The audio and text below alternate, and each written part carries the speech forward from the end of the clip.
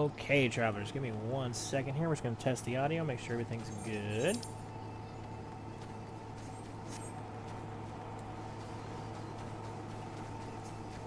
So we know everything's working for sure. It should be a very exciting stream. Listen to my audio real quick.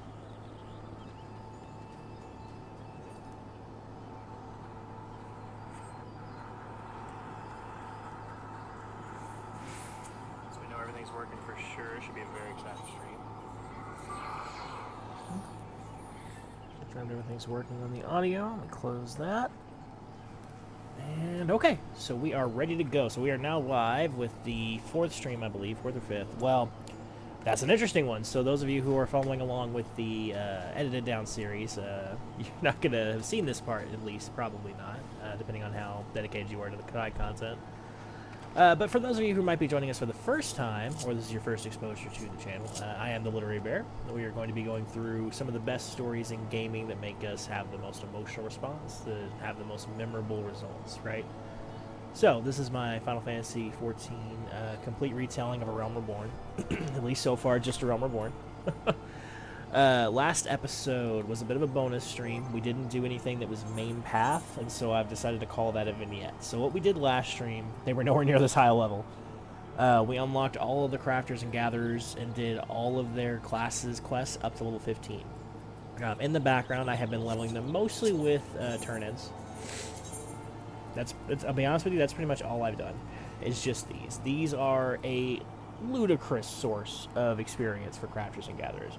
You can level them with nothing else, never craft a single item, and just buy these off the marketplace, and you would be a very high-level crafter very, very quickly.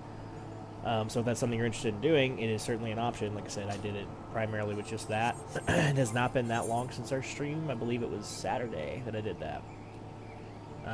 So, yeah, not too many days, and we've already leveled up to this extent, which is quite excessive.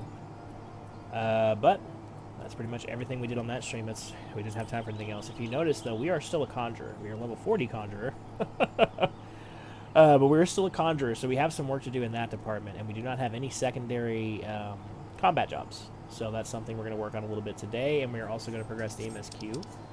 Another thing we need to work on is going to be the hunting log for the Grand Company.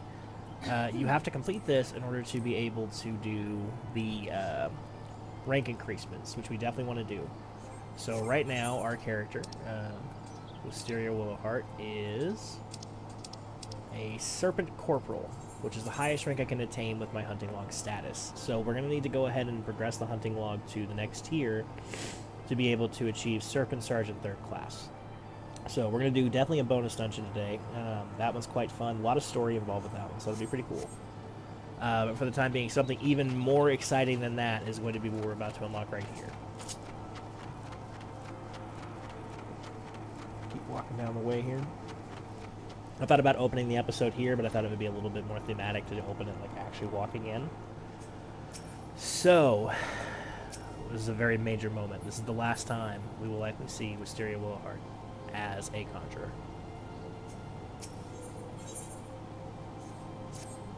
Wisteria, I'm glad you came. I have a task of a most urgent and confidential nature, but I can think of none other to whom I can entrust it.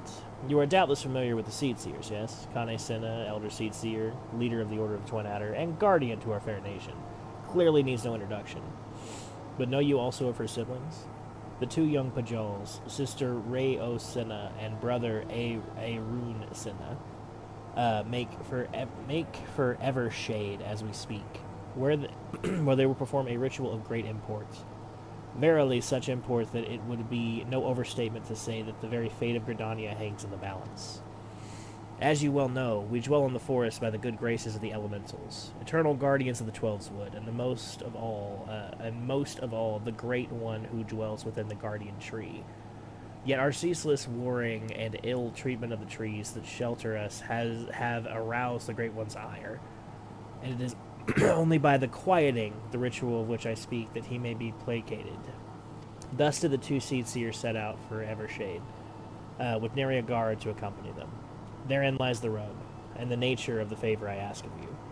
By no means would I question the power of the Seedseers, But with the Great One's anger mounting, the 12's wood becomes a threatening domain for even the most prescient? I know that word. Prescient, I think it might be, but I've never seen it spelled that exact way. So I'm going to say prescient of conjurers. Pray hasten to Evershade and see that no harm befalls the two. So we now have a special mission from Brother Isumion. That is to aid these two. We have actually seen them before. We did see them during the ceremony with Kane Senna. They're the two ginger Pajal. We also saw them not only during the ceremony where we left, but also during the ceremony where we came in and learned about the Twin Adders. And the sort of weight that Gridania takes on to itself from the Battle of Cartano. We learned a lot about them in that situation. Not so much about them, I suppose, but about the way Gridania as a whole feels about those events. If you remember, Kane Senna was very mournful that they couldn't even remember the essentially the lives that were given in order to allow them to continue to exist. And as a culture, I think that's pretty indicative of how Gridania kind of operates as a whole. They're not, you know, all vegetarians or vegans by any means, even though they are kind of tree hippies, would be a sort of generalization of them. But they are definitely like, if you're going to kill something, you need to make use of it. If something is going to have sacrificed its life so you can continue to be, there needs to be an acknowledgement and a balance for that fact. Which, you know, I generally agree with. I love burgers, and so I will never be a vegetarian. But I don't want to wantonly slaughter cows, right? There's a difference between those two. They're pretty far apart. Is there any reds down here? I don't see one, so we're going to do this. Hopefully not die. Something we unlocked in the very last mainline series, by the way, was our very own Chocobo. This is Fuchsia. At some point she will be purple, but she is not yet, so that was exciting. Okay, let's get started on this here. I'm very excited about this, by the way.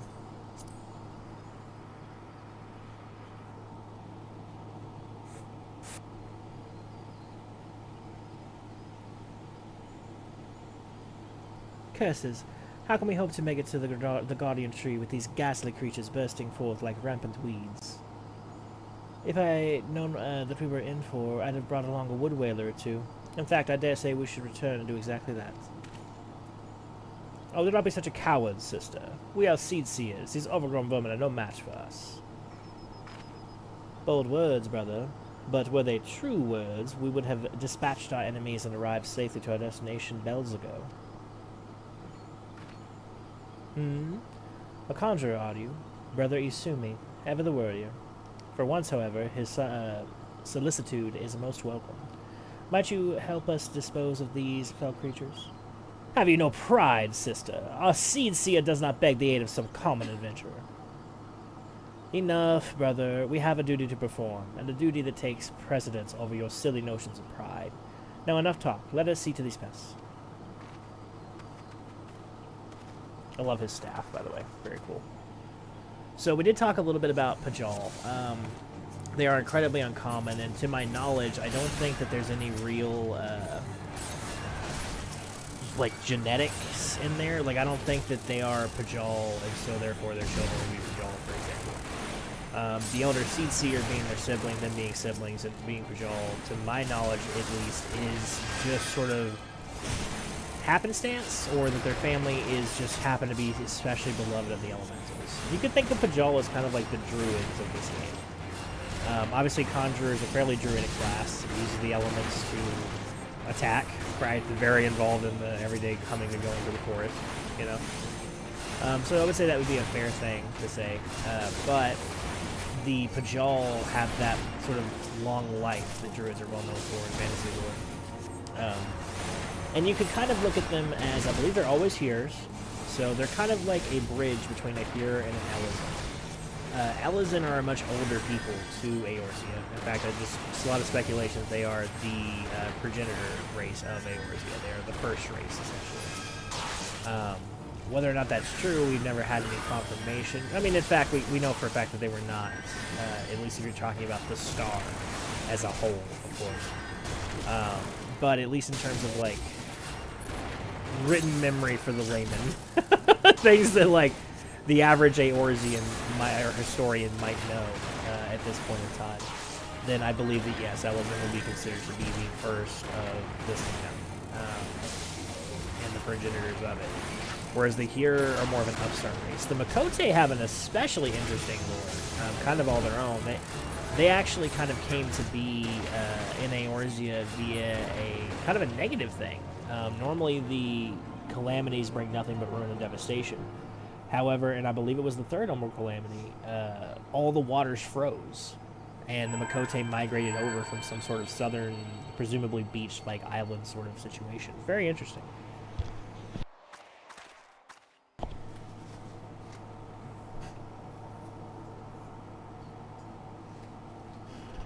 That crystal, do my eyes deceive me, or does this venture inherit the legacy of Atoa Kant?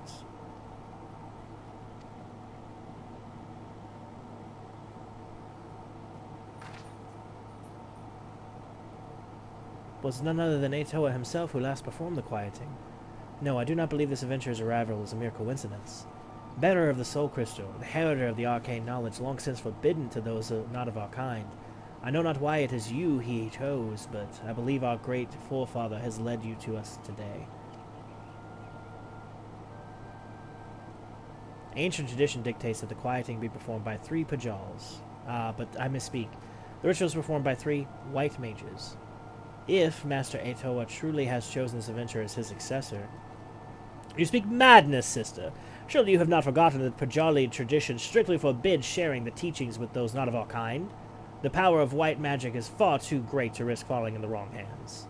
And he is 100% right about that. We'll talk about it here in a moment.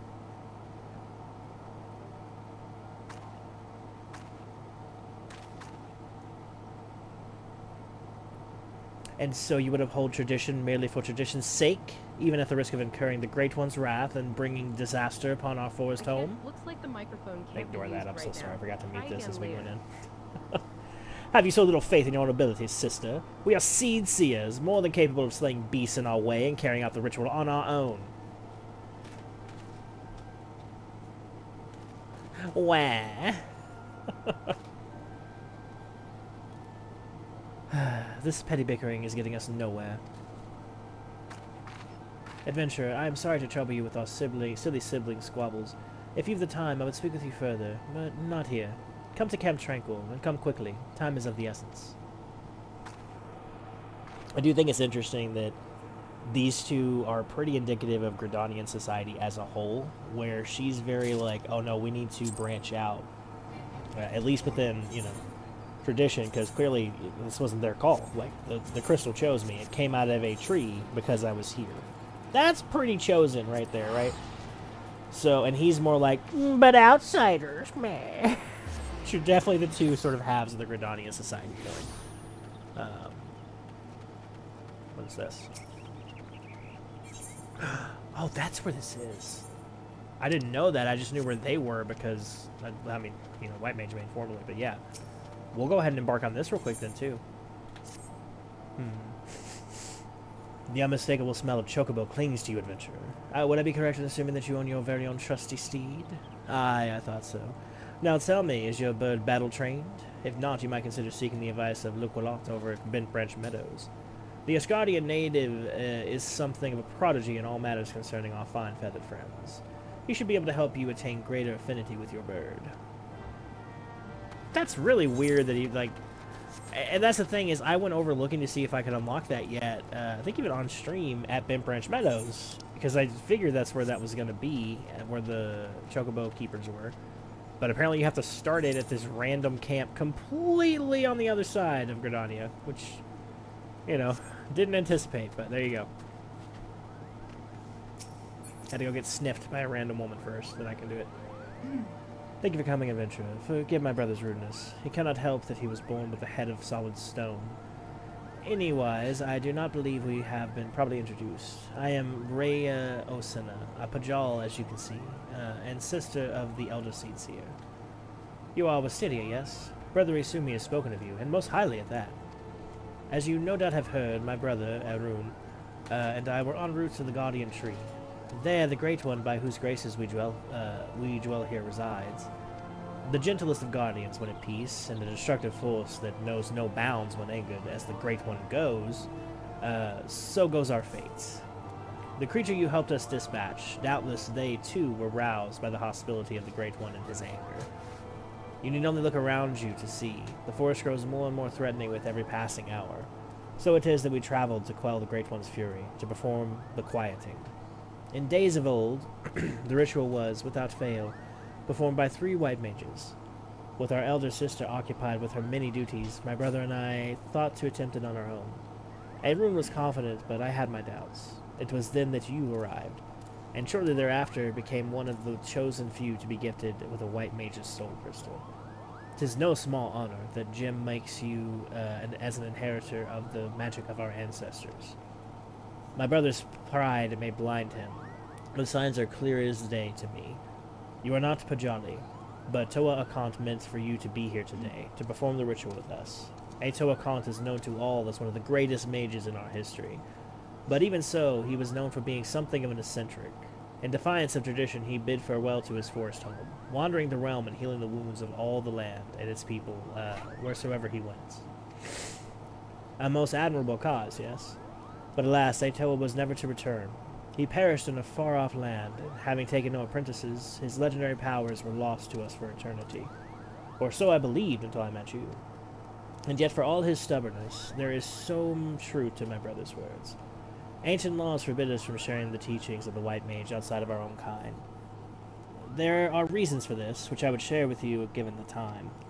There are many who would not approve of this arrangement. Still, I am convinced that it is the Toa's will that will bring you into the fold, and so I welcome you, Wisteria of the Whites.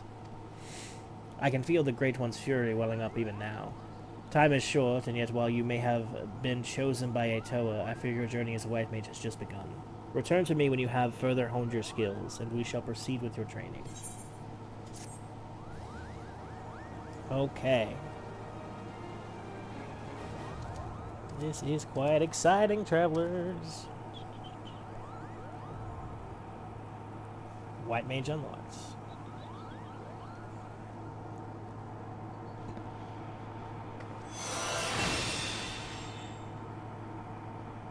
Presence of mind, by the way, if you've been paying, like, unbelievable attention, is something that I have accidentally clicked every time I go into DPS. It's right here normally for me. And occasionally I have clicked that in the middle of battle. It's a thing I can't help. So, in order to equip a job, most of us take this for granted, but if you're playing this for the first time, you wouldn't necessarily know. You have to go to job crystals, and then put that bad boy on. Oh, this is new. Look at that. Carry over the hotbar. Oh, that's so cool. Yeah, transfer it.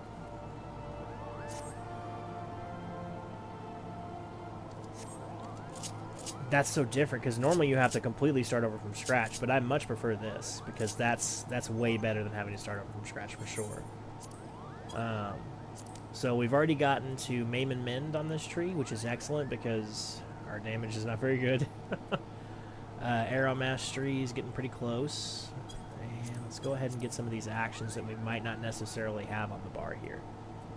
So, Medica... Action change settings. What's this? What?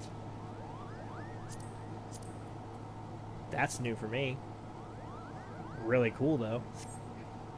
Okay, so yeah, let's put that on. Regen, this is going to be your bread and butter as a healer. You are going to use that more than probably anything else, so... Cure 3, of course, very powerful cure. What is this? A dash? I don't remember this. Cannot be executed while bound. This is why this is so much fun, because I get to see all this new stuff. I would say dashes probably need to be on a button. Is usually better. This one, I know exactly where this one's going. Sorry, Medica. I suppose it actually be this one, wouldn't it? Yes. Hang on, let me see. Yeah, it's that one. Sorry, I have a very particular way I like things, if you can't tell. So, Holy's on there. Benediction. Oh, Benediction is the best move. Y'all are going to come to love Benediction if you become a White Mage, let me tell you.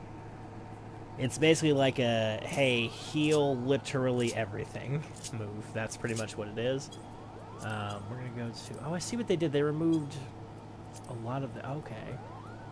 Very cool. I love this game, and I love that every time I come in it finds new and delightful ways to charm me. So, big fan of that. 3, Benediction, the Flight of Solus, of course. Yeah, need some Lily actions on here.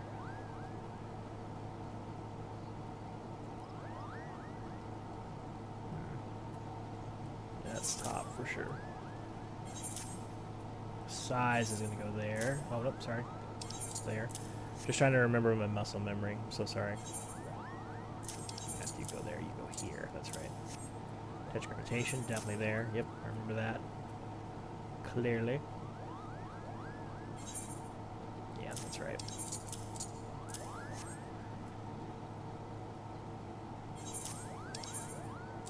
Okay, that should be enough for now. That'll get us on to clear to level 70, I don't think. We can go through this a little bit later when we get past that. But this move, I'm tempted to... Whoop. Okay. I did not mean to do that, but that's interesting. Okay, let's save over Conjurer. And now, we are now a white mage. We don't have the outfit for it just yet, but we are officially a white mage. Wisteria Willowheart of the White. And if you notice, that little symbol next to our name did change to a thing as well, so it's pretty cool. Oh my god. And I'd love to claim ignorance, but I've done that exact same thing before many, many times. Just right through. So I forget that you need to jump, and I was distracted. Ah, Wisteria. Looking ever more the white mage, I see. And did I fear you are as ready to perform the quieting as a chocobo chick is to carry a wood whaler clad in full plate? But take heart, for we all must begin somewhere. Today I would teach you the art of communing with the elementals.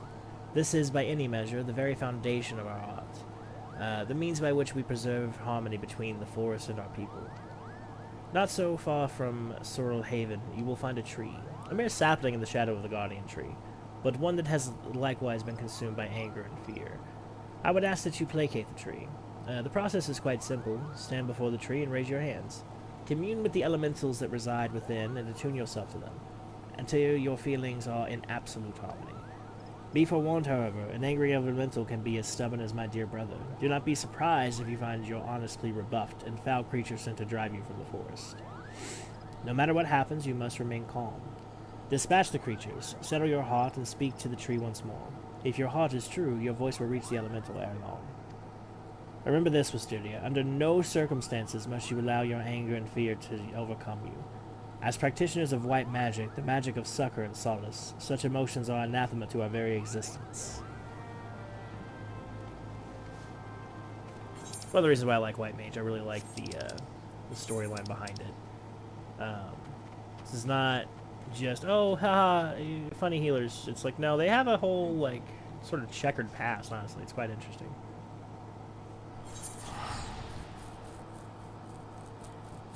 I didn't faster go this way, but we'll take it the long way.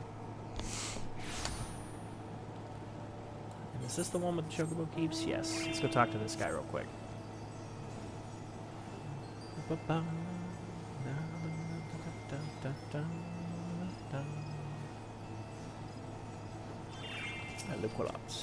Good evening to you, Wisteria. Is there something you need? You wish to have your chocobo trained in combat? This is no small request you make. Riding your bird is one thing, asking it to hurt others in your name is quite another. I will help train your chocobo, but on the promise that you never unduly expose it to danger. Do I have your word? Very well. To begin, we will need a bunch of Gishel greens, and you have my leave to pick one from the fields yonder. Return here when you have it. Just for the record, that's a promise that we are almost immediately going to break, because while chocobos are quite stout, we are going to be sending ours against the fiends of the realm, so... yeah. Sorry, Look-a-lot.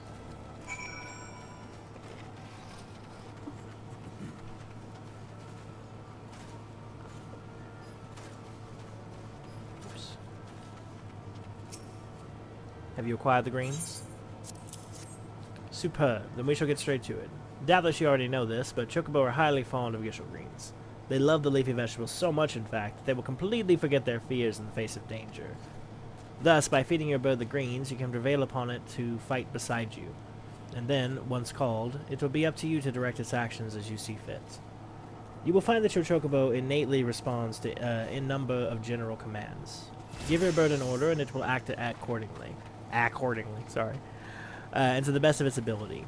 This simple yet effective methodology was developed by the Fulton family, one of the foremost houses in Ishgard. We will be meeting them later. And that concludes your lesson.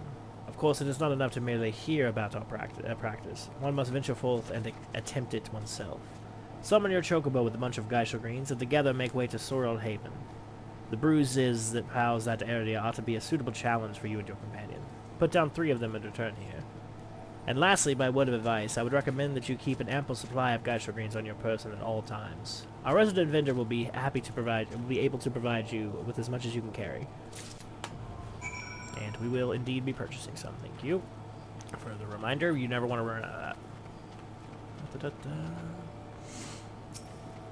It's not you, is it? I'm assuming this all has to do with chocobo racing, yeah. About to say, I don't think it does now. I don't know what all that's about. But she ain't selling the geishel greens, I know that. Might be illicit drugs. No way of knowing. Just saying. There's a merchant over here. And you can buy these from most merchants. It's a pretty common item. The geishel greens. Yep. Fine. 99 of them. Alright. Okay, let's find this in the inventory.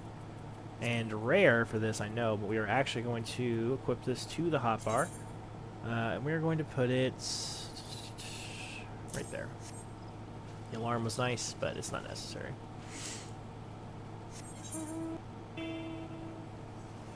Okay.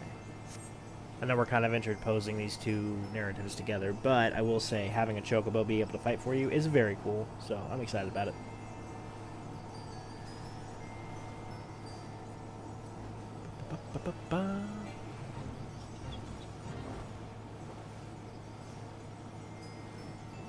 Spin up this here tree. Three.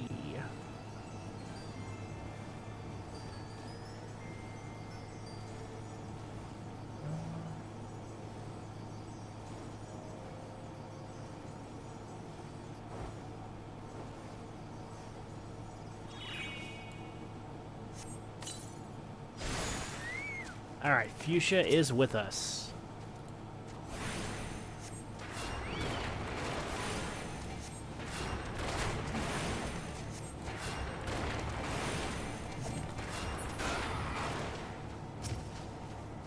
Look at Fuchsia fighting with us. I love it.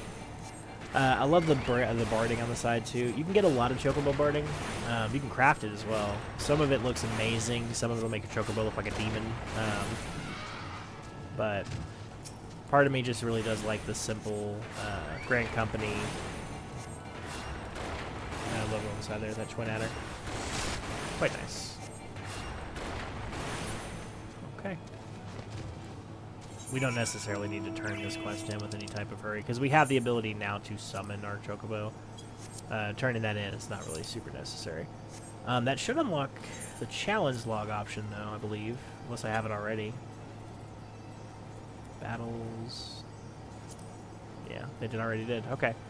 So chocobos have their own... oh, I unlocked this now. Oh, thank God. Hang on.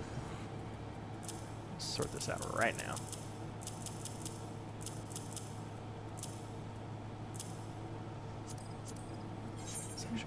Come out. There we go. Oh, it's so nice to have Saddleback again. Oops, not that. That needs to come out.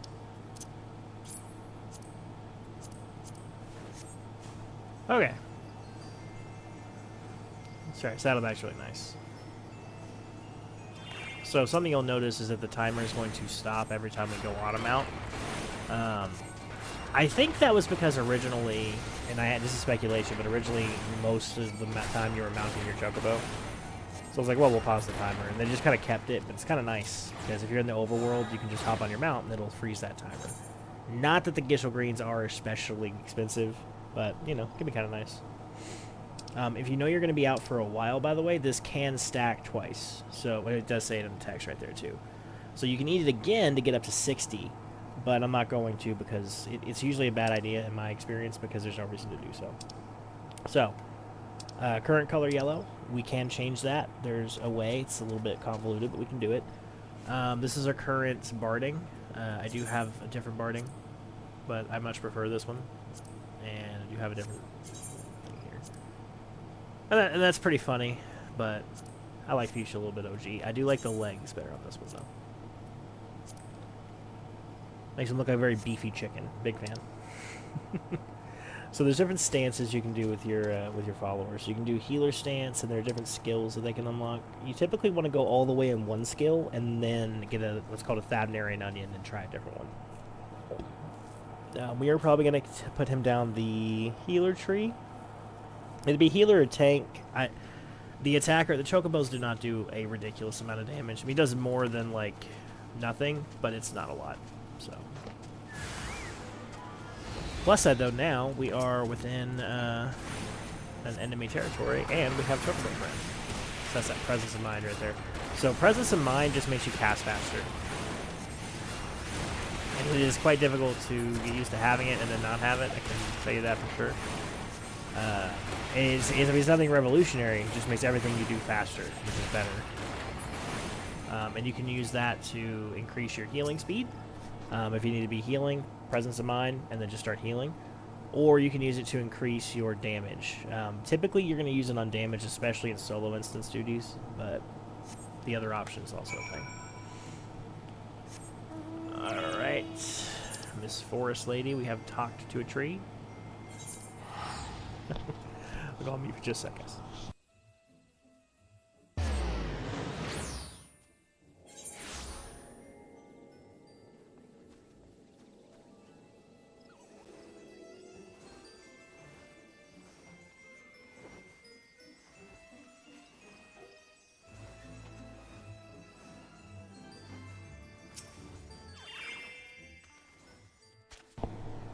So you have successfully negotiated your first battle with your Chocobo. Well done. Tell me, how did it feel? Was it not supremely reassuring fighting with your feathered companion? Your Chocobo can make up for your shortcomings, or build upon your strengths. Indeed, there are countless ways that you two might complement one another. Through some experimentation, you will come to find the approach that serves you best. Before I forget, I have one last parting gift. A saddlebag for your Chocobo. Carrying Geishel greens about can be quite cumbersome, after all. And there should be sufficient room for your personal belongings should the need arise. I pray it serves you well in your travels. Oh. Huh. Greetings, madam. Tell me, how goes the training of your avian mounts? I cannot help but notice that there is some bias towards real-life combat. All battle and no bonding makes for a less noble bird. I see that you already have a fine residence of your own. Guild hall, not mine. No problem, I didn't buy a house. That is just the FC hall. Why not build a stable for your Chocobo? Closeness leads to fondness, and there are other perks. Indeed, I could tell you of those and more if you wish. We of Ishgard have a knack for Chocobo husbandry. We have forgotten more than Gridanians will ever know, I fear. Ooh, shots fired over here. One Ishgardian knack is to stable Chocobos at one's residence. That makes it possible to train and feed the birds. The second knack is to keep the stable meticulously clean and picked up. Chocobos are cleanly creatures and are easily distressed by slovenly housekeeping. Shall we go straight to it? Pick up every vegetable scrap litter in the stable, if you please.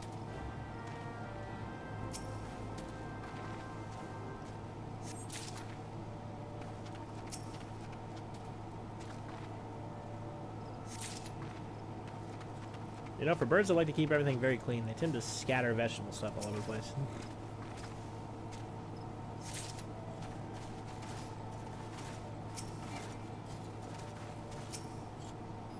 I moved at the very last second. Something kind of funny, and it's mounts in general, not exclusively Chocobo. The Chocobo size will be based on your size. So, like, my Chocobo is slightly taller than this Chocobo. Lullafellan Chocobos are ridiculous. They look like chickens, and it's hilarious. Have you collected all the vegetable scraps? Pretty good, I will take these. The place is as fresh as cream. I've never heard that expression. How well the Chocobos look, fluffing their feathers in contentments. You would do well to lay in a magic broom. You shall need those to use you will need to use those for a proper cleaning. But that is for another time. There is more stable care than simple cleaning. And that brings us to the third Ishgardian knack, fresh feed. I am not the aptest tutor for this craft, however, there is one that has the knack right here in Bentbranch. That would be Mistress Margolds, the resident botanist. She is in charge of all the cultivars maintained here for the chocobos. Go to her and beg a few greens and information from her. She will not stint you on either. Right up here, yeah. Yeah.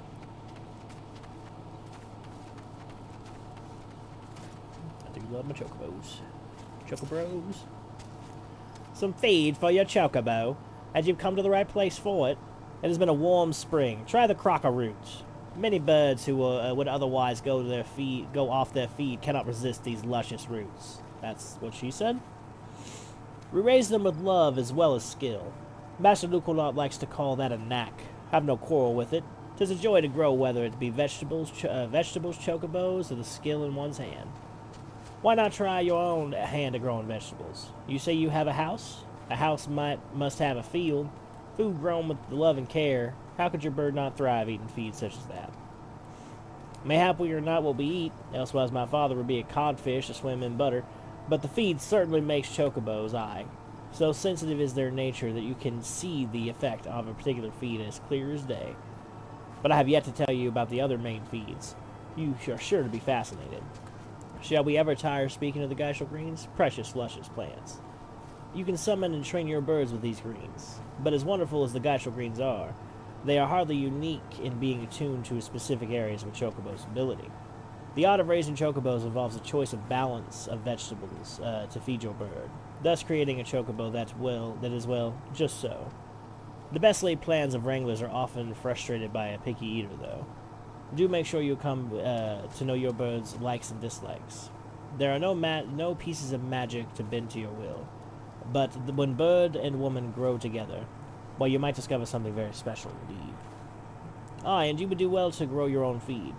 May as well fight with a pine sword to raise a chocobo without a vegetable field of your own. Visit a store to buy the seeds, and remember, love and skill. There's the knack. I do go on, don't I? You came for a handful of feed and got an earful, but that's the way of it with a botanist. Take this fine specimen of cracker root to your sweet chocobo, and I wish you both to enjoy it.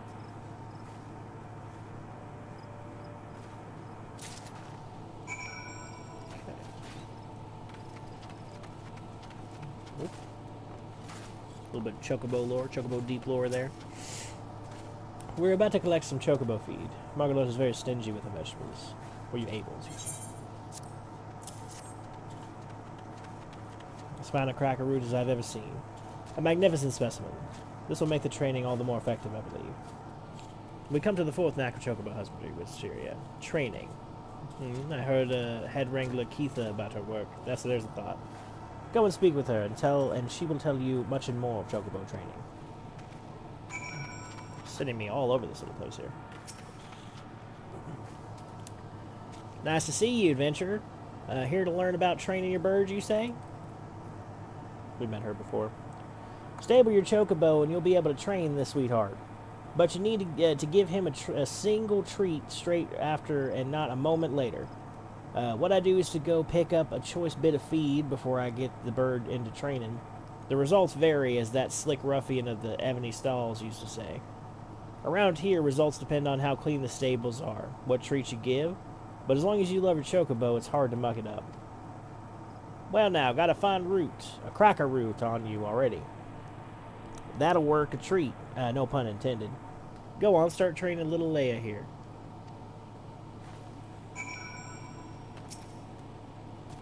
Okay.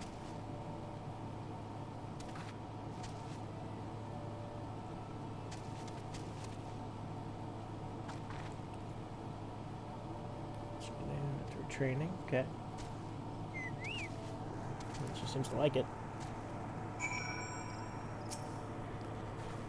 That was sweetly done, adventurer. You some skill at this, I reckon. Some are made to train just that one bird, but you can handle any chocobo. Some adventurers share a stable, you know. Might be you could care for birds other than your own. You muck out the stables, that means you're helping raise the other adventurers' birds as well as your own. Don't matter who did the mucking out, really. These birds have been cared for, you see. That ought to hold you for a while, No use pouring too much wine into a cup. You'd best return to Lucolot before his discarding brain cage starts imagining the worst.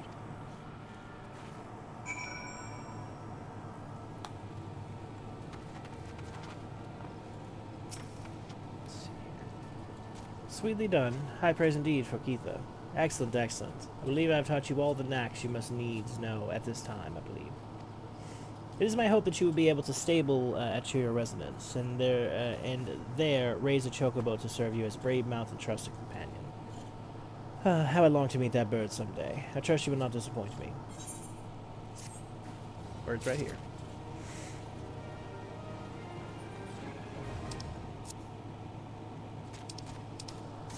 Okay. So that's all the chocobo related stuff done there. Here's gonna return to South Shroud.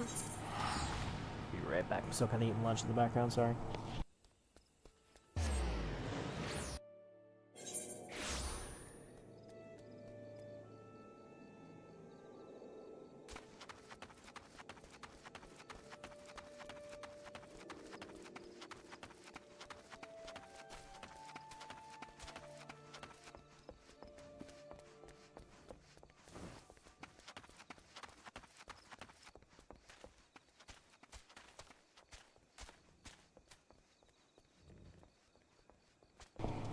Okay. A short while ago, I sensed a great anger abate. The forest is quieter, more welcoming. It would seem you have passed your first test, Wisteria. The trees are the elementals are the trees. The lush verdure of the forest is inseparable from the spirits that dwell within it. But you do not need to hear this from me. Doubtless you felt it for yourself when you hailed the tree. Above all else, the elementals prize harmony. When they sense a threat to harmony, they summon forth all the powers at their disposal to expulse it. For so long have we lived in peace with the elementals. Why now do they turn against us? I can offer no answers, only theories. But one thing is certain, we must quell the Great One's fury. And do it soon, lest Gridania bear the full brunt of the forest's wrath.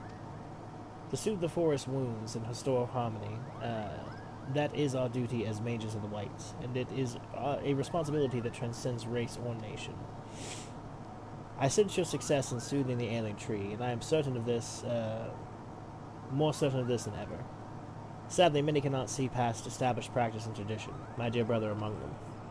One would hope for a bit more open-mindedness given his youth, but alas, his pride as of a jaw will not permit it. For my part, I am not entirely unsympathetic to his concerns, and yet the task before us is too great. We must give him a round to see a reason, but how? Forgive me, Wisteria. I must be alone for my thoughts for a while. Worry not, I will find a way to deal with that wound.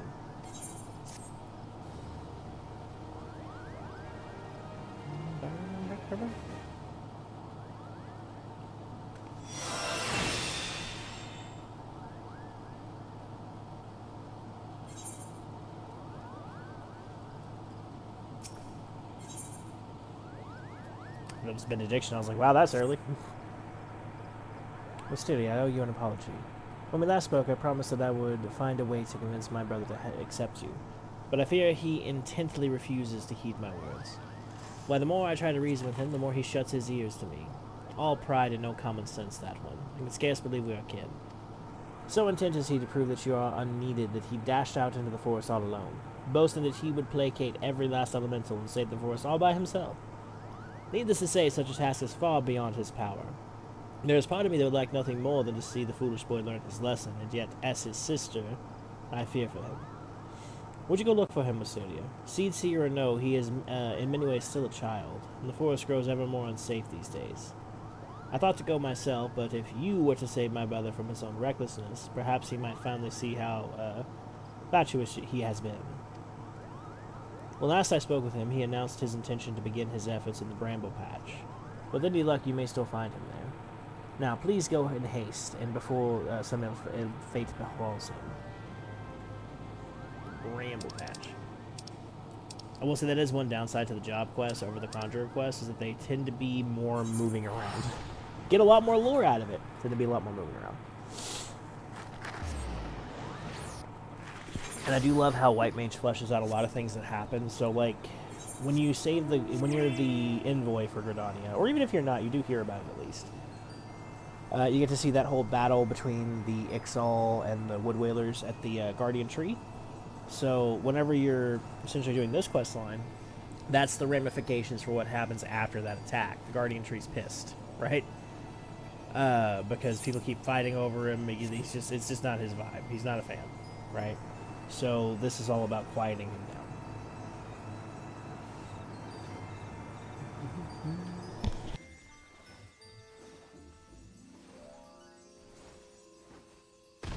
Sorry about that. My allergies are pretty bad today. All right, let's see here.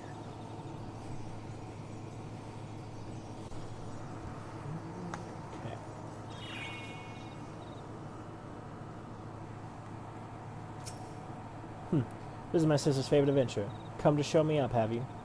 Well, you can march right back to my sister and tell her I'm doing just fine. I'm only, resting. Even if I were hurt and able to placate the tree, what could a run-of-the-mill adventure like you do about it? Yeah, very childish, this guy.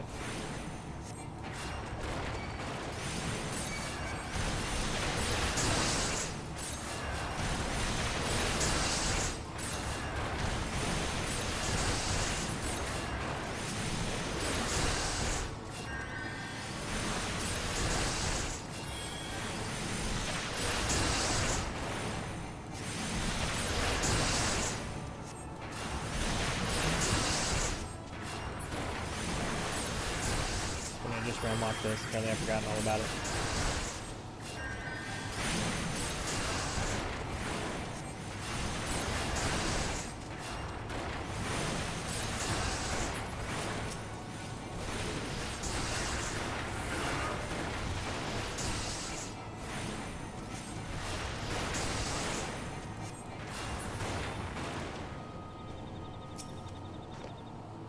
Okay, tree placation in progress.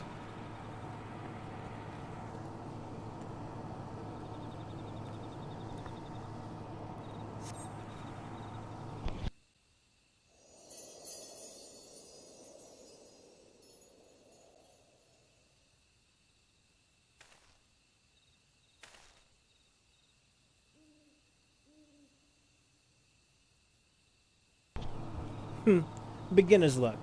If you think healing a sapling or two is going to convince me that you are a worthy inheritor to the teachings of Master Toa.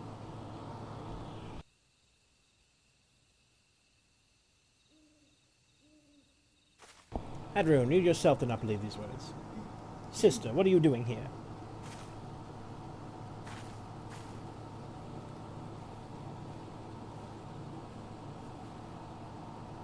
Seeing to my pig-headed brother's safety, what do you think I'm doing?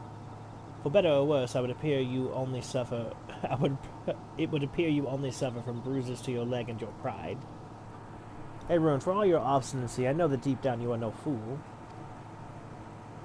No, you are wise beyond your years. You realize as well as I the dire fate that will befall Gridania if we do not quell the Great One's fury and restore peace to the wood. This adventure is no Prajal, that is true, but what of it? Would you blindly trumpet tradition at the very first, as the very forest turns against us and brings ruin to our home? We have a greater calling to answer, you know this. Not happy with you now. I do, sister.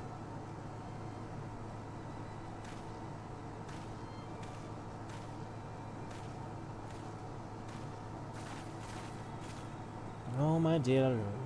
What are sisters for, if not to forgive their little brothers' fits of folly? Now, Mysteria, I believe the most important task of all still awaits us. Let us return to Camp Tranquil. So, similar to job quests, at least right now, I believe it does change coming up on the expansions. But at least in ARR, we'll get a quest every 5 levels. So, we were able to get quite a few of them done, but this will be the last one we can do for a little while. Might be a bit before we come back in here, although we are about to progress the MSQ, which I'm very excited for. We've been holding there for a while, so get a little bit of that done. That'll be pretty cool. Not you. And we will probably do that bonus dungeon. I don't think I unlocked it yet, and I might have the quest. Unacceptable Karn. Holotali. Where do you unlock Holotali?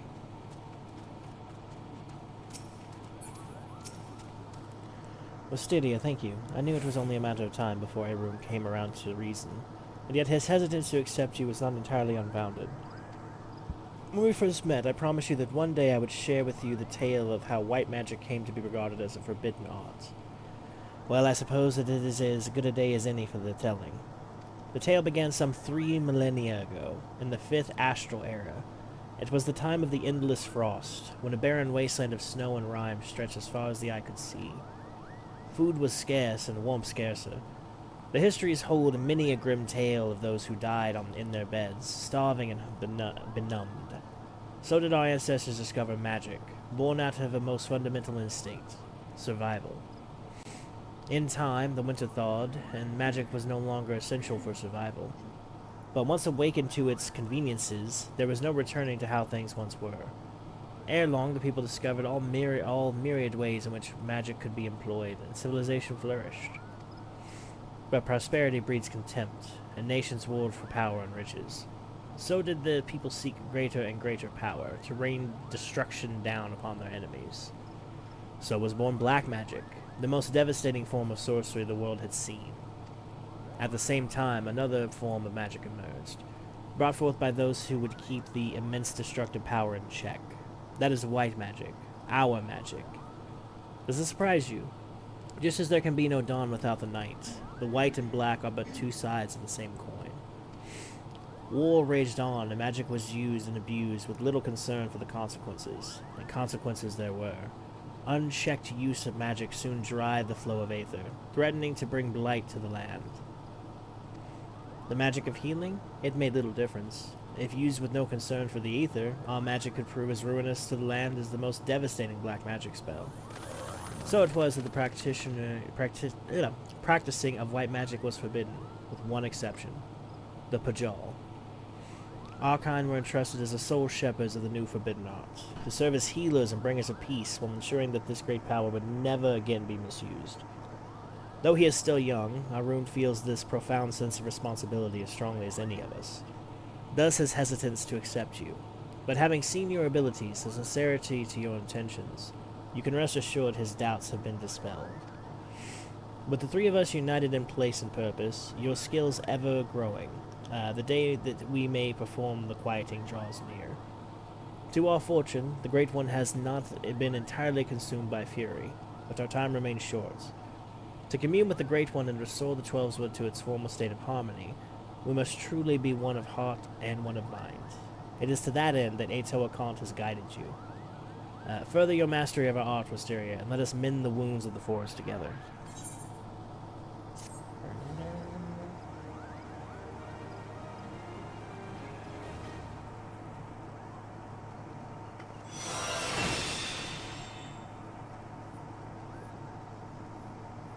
Okay. So that's all we can progress for this right now. We learned a lot. She was a little vague about what caused the calamity. The calamity was caused by the use of white magic. I don't remember the exact source. I might put it up on the screen for the actual edited video. But yeah, white magic is what caused the calamity to take place to begin with. So I believe, if I'm remembering correctly, and I could be ad-libbing some of this, I believe there was a king of some kind, or maybe the king was the mage, and he was brought back from the dead, which caused a super influx of ether, and that's what caused one of the umbral calamities. So, a little fun fact over there. Oh, my dog certainly thinks so.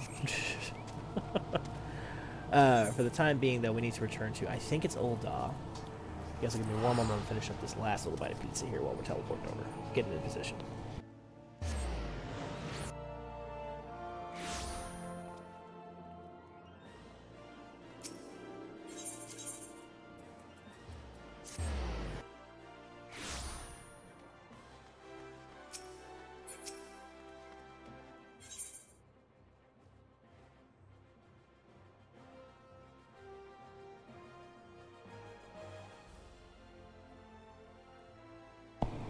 Okay, that is an adorable minion, and I love it.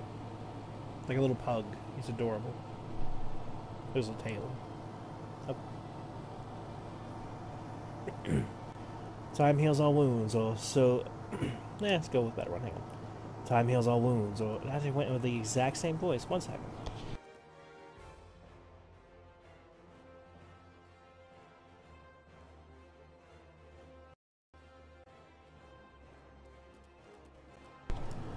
Okay, sorry. It's been a long week. Apparently I'm off my game here. Okay, let's see. Time heals all wounds, or so say those who have never experienced true pain. More than 30 summers have passed since I carried the standard of the Darklight Raiders into Cutter's Cry. But not a day goes by that I don't see the faces of the friends I lost that fateful day. Gerbald the Red and his loyal second, Abruce Stillwater, Simon the Sweet, always on with a jab and a jest, our ever idle mage, Shirin Jabron, as quick to cast as he was to temper. Thormion Thousand Gill. Never has yet lived a man with a tighter grip, be it on his sword or his coin. And let us not forget one Ilm Aelson. Though it's hard to fathom, what with all the adventurers scampering around like rabbits in the spring, there was once a time when bands of mercenaries were who the city-states turned to when in need of a blade. The Darklight Raiders being the biggest and best of the bands. Ishgardian-funded forays into hellish pits like the Aurum Vale would earn us a king's ransom in a matter of days, though it would only take a night of devil's play at the Mirage to see it gone from our purses. But so was the life of a raider. That is, until we took the job at Cutter's Cry. My brothers and I were stood against herds of giant buffaloes on Olgahomora, the snurble infestations on the Pearl, legions of cold-blooded Sahagin from the abyssal depths of the Indigo Deep, but none of that prepared us for the horrors we would face in Hell's Brood holes. None of it prepared us for the Chimera. The bards still sing of the day 7 of the realm's finest warriors set off into the bowels of the Forsaken Place, but only saw one return, Sibold the Stoic, spared by the beast as that he might warn all others who would be foolish enough to attempt to despoil the Chimera's lair. Ah, my apologies, you did not come to hear my guilt-ridden ramblings of an old man. But if you have a moment, I was wondering if I could ask you a favor. The final wish of an ailing soul seeking peace with his past before departing on his journey through the 7 gates. In each of the 30 summers since escaping from the maws of the terrible beast, I have returned to its lair to pay the proper respects to my fallen compatriots. However, the years have finally caught up with old Sibold, and try as I might, I no longer can these bones make the trek alone. If it is not too much to ask, would you travel to Cutter's Cry in my stead, and place this bouquet of flowers upon the resting place of the Darklight Raiders? We can do that.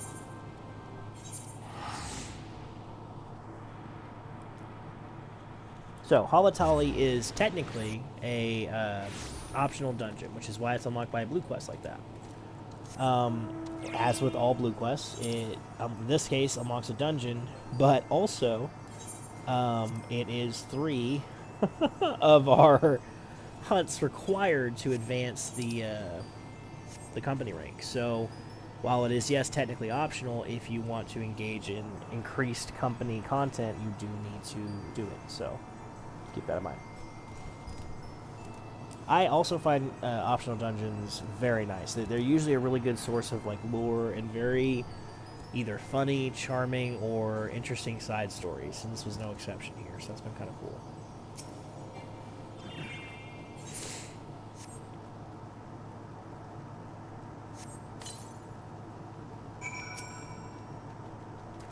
This is Cutter's Cry, labyrinth of sand-ridden caverns. And you hear that? That sounds like the whiffing snort when the fire catches. That's the Chimera. Not that I've seen it. Sure, go right in. If you're that certain of your ability to make it out in one piece, just don't expect me to go trotting in there after you, no matter how hard you wail or holler. Ah, you promised old Sibold the Stoic, did you? He's what's called a man of principle, he is. A little too much principle, I'd say. What's wrong with wanting to live when you've a wife at home, big with child? Aye, the tale goes that rather than facing the fate spun of him by Nemea, he did beneath the mangled body of his leader and watched as his companions were torn apart one by one. Also that he might return home to see his son born. Should he have died a hero rather than lived a coward? Was being able to see his son worth being... I bet you this is his son. I don't actually remember, but I bet you it is. Was being able to see his son worth having the boy knowing his father was a craven, a disgrace to his friends and family? Should I ever find myself with a similar decision, would I have the courage to walk the righteous path? Now you know the true reason I will never step into that cave. I didn't really ask, but sure, thank you. I appreciate all the... that was not what I meant to zoom in on. I appreciate all the exposition. That was very funny. Sorry.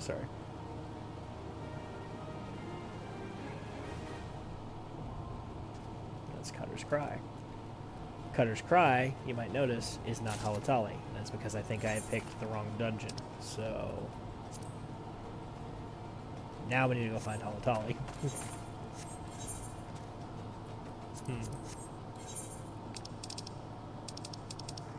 It's here in Limsa, or in Ul'dah, so I feel like it's got to be an Ul'dah unlock. Let me figure it out.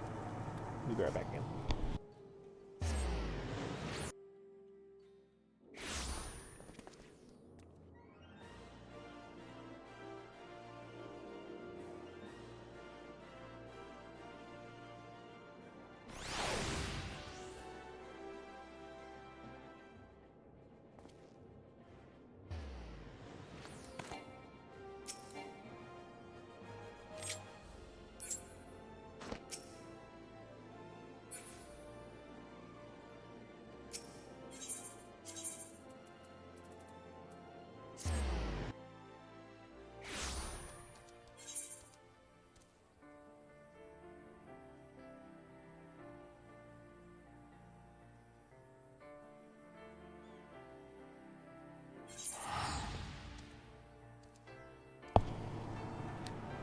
Okay. We have found a quest that has Halatali in the name. That seems like a pretty good start. I remember there were some over here. I think we accidentally accepted one for the... I know we saw one for the Realm Veil. I don't think we took that one, but yeah, Cutter's Cry, we might do that one after this one. I want to get some MSQ story done, would be great. So maybe not, but we'll see how much progress it takes to get us to Halatali. I could use the Vesper Bay tickets, but I'm going to hold on to them for now.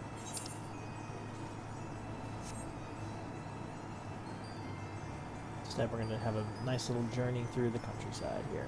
You might notice this mount, by the way, has a Loppert on it. Look at the wee little friend. He is so cute.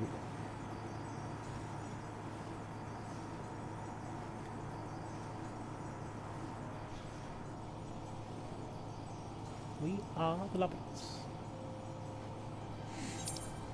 Just so you know, and I will drop literally everything to do it, if they ever come out with Lopperits as a playable race, I will be doing it instantaneously. There will be no question. No canon that will get in the way. I will simply become a Lopperit. So we're all clear on that. Hail there, adventurer. I'm Nedrick Ironheart, explorer by trade and a scion by allegiance, and you, my friend, took me to an adventurer in need of a challenge. Look to me like an adventurer in need of a challenge. I happen to know just the place to offer to you. Tucked away in the corner of Eastern Thanalan lies Halatali, and it is there that you will find all the excitement you crave. The place boasts a storied history. It was built by some 100 years past as a training ground for gladiators. The calamity laid ruin to it, though, as it did to most things. Now Halatali is a shadow of its former self. But in the dark, of that shadow lurk wild beasts, both bloodthirsty, and beyond counts.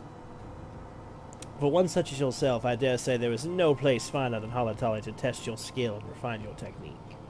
Indeed, I've taken the liberty of passing your name along to the flames who oversee the place. Should you visit, speak with one of Fafajoni near the entryway. Fafajoni. Interesting. Might as well do this one too. I can't take 2 steps around this place without hearing Wisteria this, Wisteria that. Why, it's as if you're the same, some kind of goddamn hero.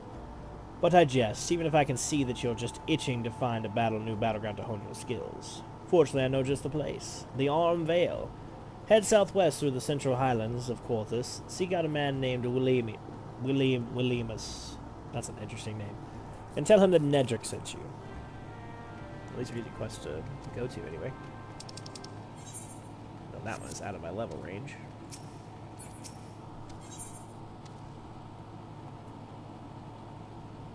I don't remember this quest. Let's take it.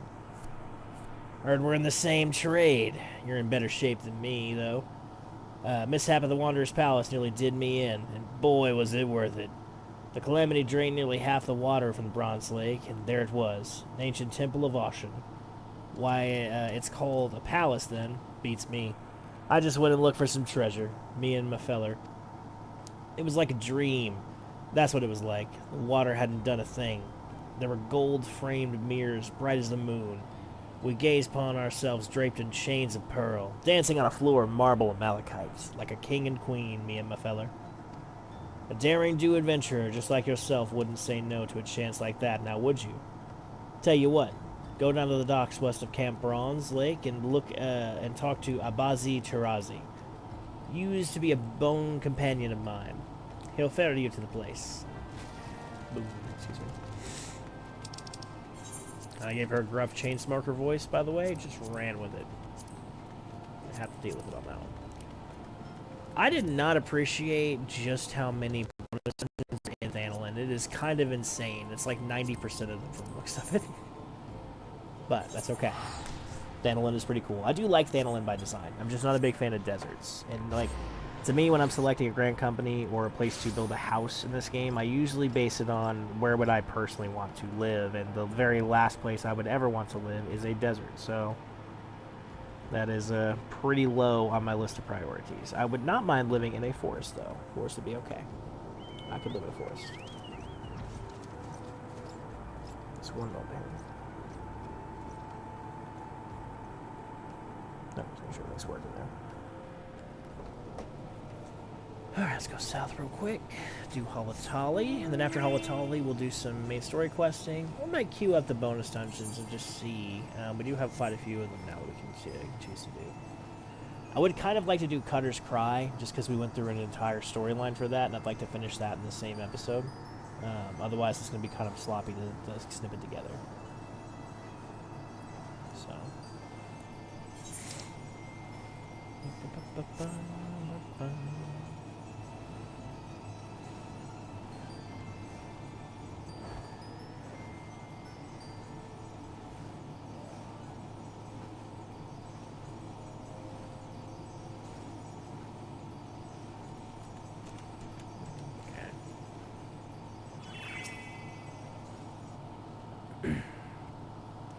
If it is the halls of Halatali you seek no further. Permit me to tell you something of this place. The name comes from an ancient tongue.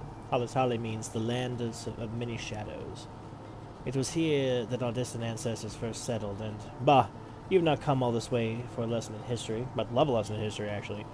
Shh. Listen, do you hear the howls and growls? Do you not feel how they shake the very earth beneath you? Those sounds are the work of no wind, my friend, nor the rumbling the doing of any shadows. Those are the calls of Halatali, for now the beasts once kept for the Colosseum lurk here.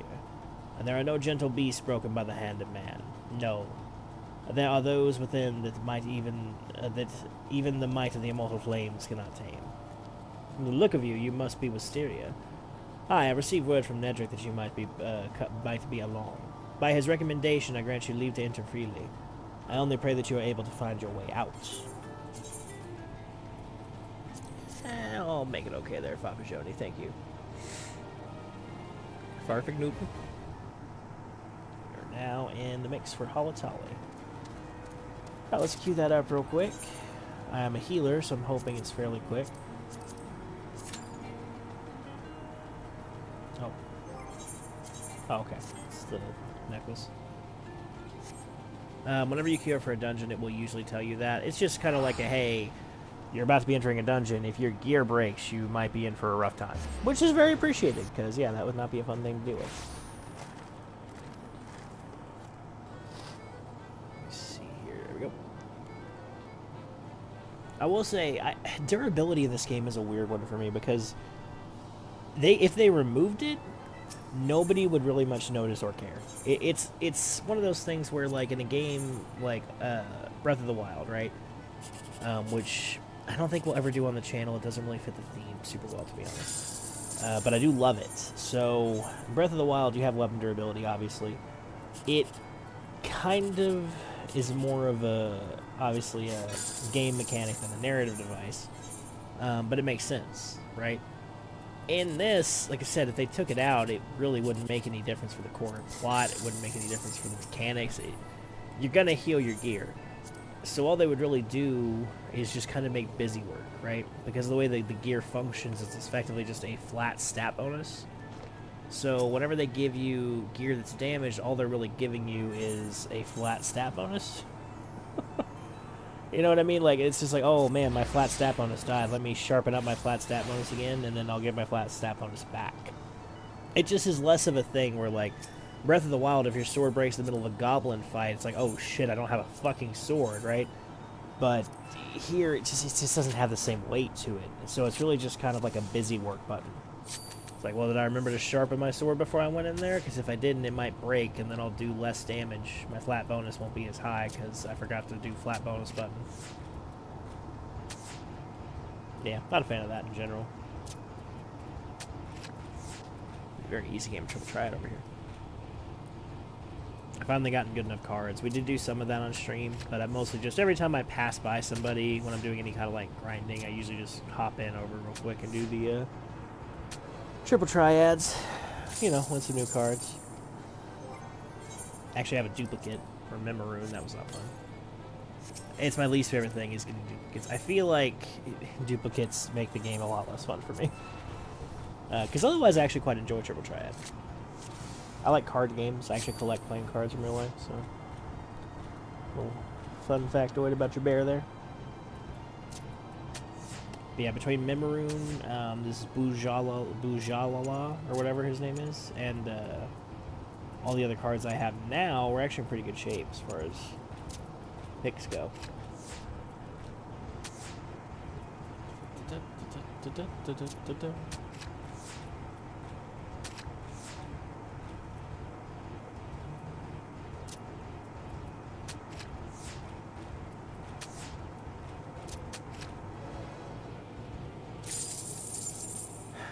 Don't I have this one already? Yep. So that's what I mean about the duplicates. I also feel like they should really include a feature where if you can capture all the cards on the board, like if you finish with a complete perfect score, you just unlock a card, guaranteed. It would incentivize you to go for more than just the minimum. I think it would be more interesting too, but yeah.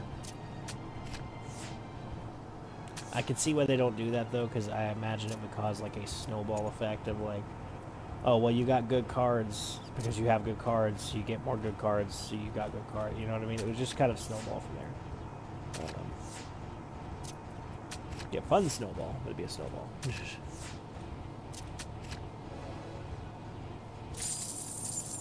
Oh, God. Oh.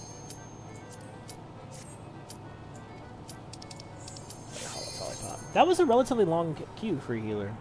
Although, since it's not it's an optional dungeon, you are going to experience some slightly longer queues because you can't go in here with certain types of roulette, and not every character will have unlocked this, so a little bit higher.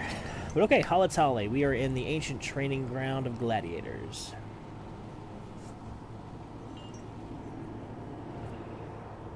Interesting little thing here too. There is a story quest later on, quite a bit later on, that takes place here. So, love that clan right there. Legato, Blue Summers, nice.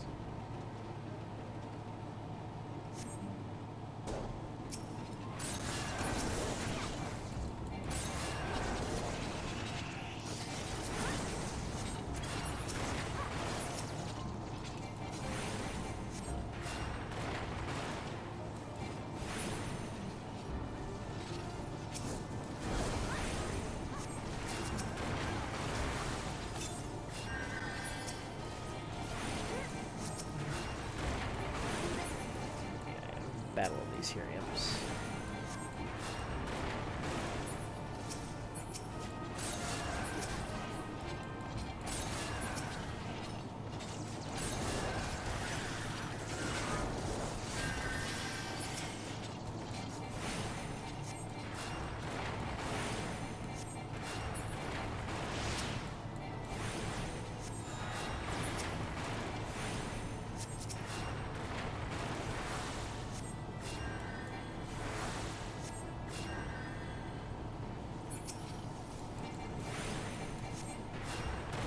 Okay, going through, killing some bombs. So yeah, pretty much everything in here was at some point used to train gladiators in various different methods. Honestly, Thanalan, I mean, obviously the forest is sort of Verdania's whole thing. Pirates or the sea in general are Limsa's thing. So Thanalan definitely went with like cool mining, corruption, gladiators. Those are the three themes, which are all pretty cool themes. So not really complaining. Love the Switch's hat. Some really interesting things too about these older bosses is that like they were designed in a different boss strategy. Like the way that they design things now is so different that these are sort of like a good and interesting holdover from 1.01, or sorry, 1.0. When I say that, did they change him? They might have changed him. He had a very interesting mechanic. It's kind of annoying, but like he would summon these little Orby guys, and when the Orbies went inside him, it would set off this massive AoE, and it would just hurt you so much. But it looks like they've changed it, though.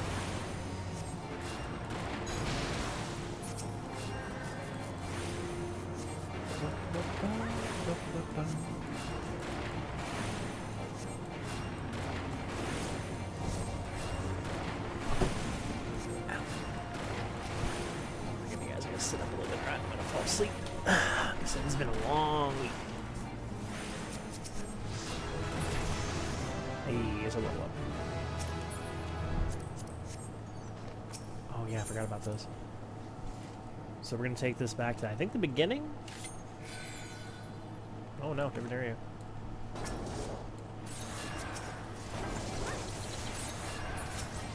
And I don't recall if we want to engage in these little winches or if we don't want to have them. We do want to do the winches.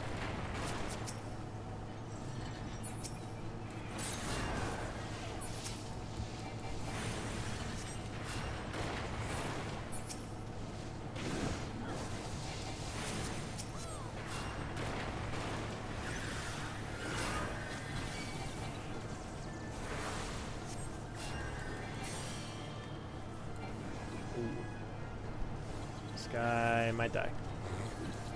He is pulling a lot. Okay, good.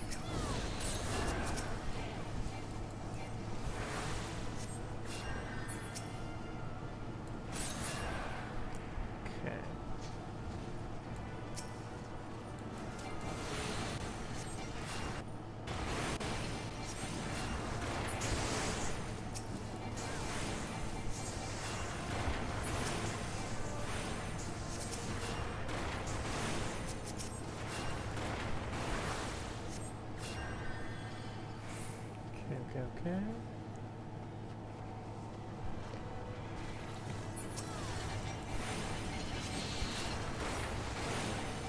I have been in parties before, funnily enough, on this dungeon, where they've forgotten to pull one of these winches, and yeah, less than fun.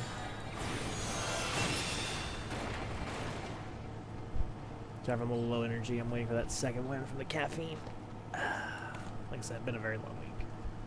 But we're going to get there. Maybe a little bit more entertaining / informative for you guys. Otherwise, I'm just sort of half asleep wandering through a dungeon, which is less than exciting.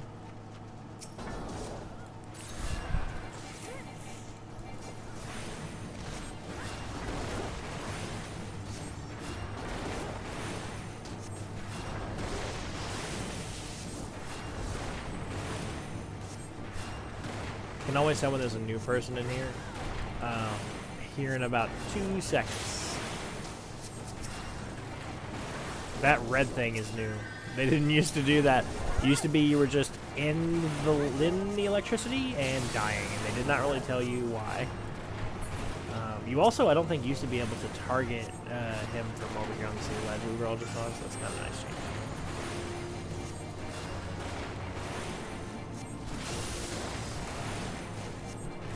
Thunderclap.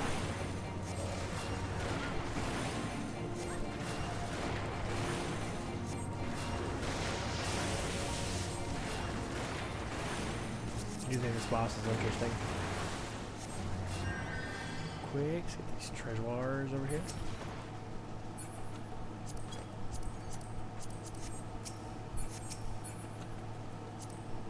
Hopefully they vote on these. I could really use this gear. We have not upgraded our gear since we were level 15. This is only level 20 dungeon, so it's not that big a deal. But out in the overworld, the reason why we keep getting hurt so badly is because I'm wearing level 15 gear for level 40 quests. I would like to continue to do that, though, because we are a couple levels away. Sorry. A couple levels away from being able to utilize just job gear, which we'll get for free. And it looks cool, so it'll be a nice little bonus. Okay. Oh, shit.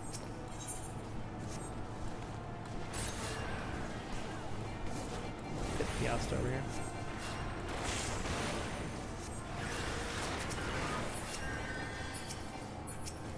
I hate it when they're so big that I have a hard time targeting them on controller. So you have to kind of like look at them and then hit the X button, and it goes in a different like variation of things, but mostly it's that.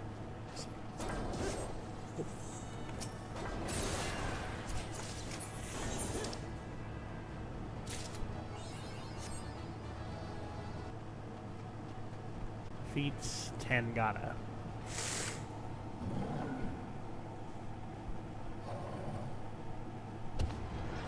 That would appear to be a demon. Definitely looking pretty demon.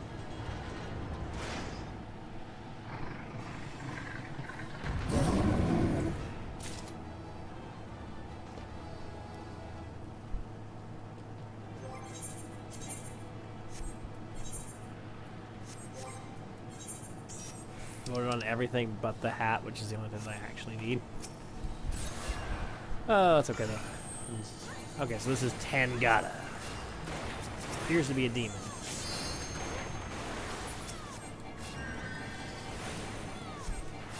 As soon as we're done with this dungeon, I will take a brief little breather and get myself some more caffeine. Something a little bit more entertaining for you guys, because, ooh, I'd say it work's been interesting. Calls upon the spirit of flames.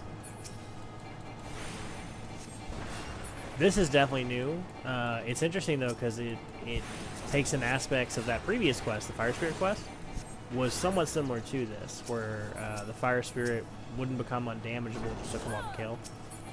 And these would show up and you have to kind of deal with them. It'd be super annoying. So that's kind of cool.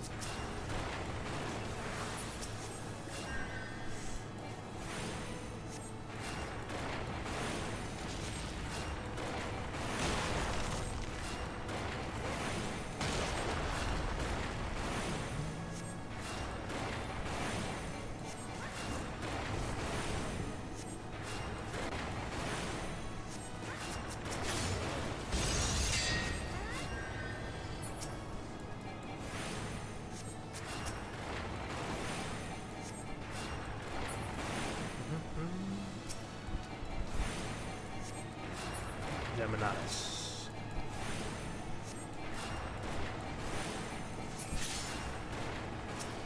Man, I really like these little blue things, blue and red that keep popping up. They actually add a lot to me for the visual clarity, which is kind of nice.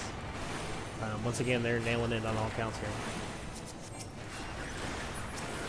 Also, that limit break did not do as much damage as I was anticipating. I don't know what happened or what went wrong, but it was kind of just pew. Was it ranged and he stepped away from it? It didn't seem like it did any extra damage. I'll have to review that in the recording, but I could swear he just must have stepped over it or something. There we go. There's 10 gotta. Love the Tanks Clan, by the way. Real big on witch hats. Love it. Halloween, best holiday. I won't fight anybody who says differently. Okay.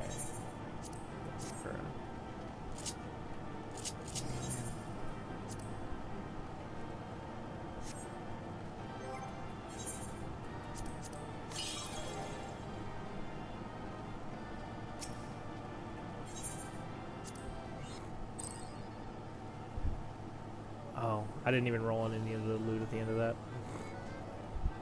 So hopefully there wasn't anything good on there, but that's fine. Nothing, I'm sure, is going to be too crazy. Although I do have the doctor's hat, which now I can turn on this. So, oops, sorry about the dog. Display gear. Yes, look at us. Look at us. Witchy as fuck, boys.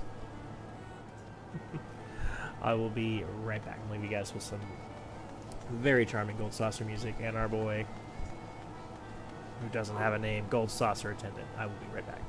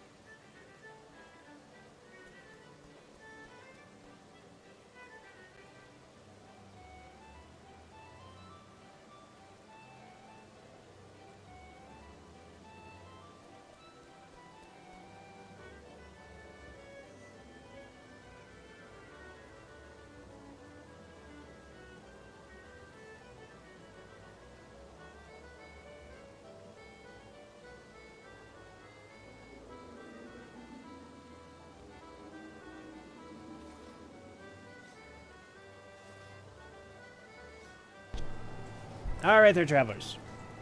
I am back now, more awake than ever, and we are ready to get this show on the road. I promise you, I did not take any cocaine. Just sweet tea. If I ever become popular enough that that could get me into trouble, seriously though, no cocaine. I grew up with a ridiculous amount of health issues, and so taking recreational drugs never really appealed to me, because I'm like, I have to take these to be alive? Why would I want to take more of them? That being said, I am, by and large, if I had to affiliate with a party, a libertarian. So if you're grown, I don't care if you do them. It's just not for me. I thought that would take longer, but instant queue for Cutter's Cry. I did say we'd probably do it. I want to do it. We're going to do it. We're going to finish up that story about the Chimera, mostly, is what I'm interested in. And then we're going to... go ahead and do the MSQ until we are out of time. This is a regular Tuesday stream. It will be used for primary job quests and MSQ, so we need to focus on getting some MSQ done for sure. Cutter's Cry. The Howl of the Chimera.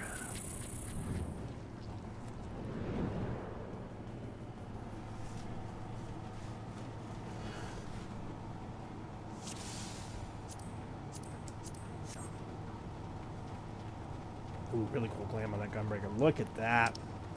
Very cool. Oh, this just occurred to me this might be a bad idea. Ooh, I shouldn't have done this. Oh, oh no.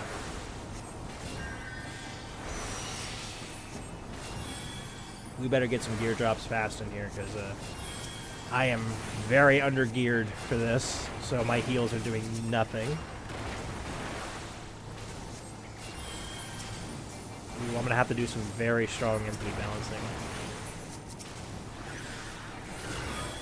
Because like Cure 2 and Cure 3 are going to do something. But, yeah, it's not going to be good.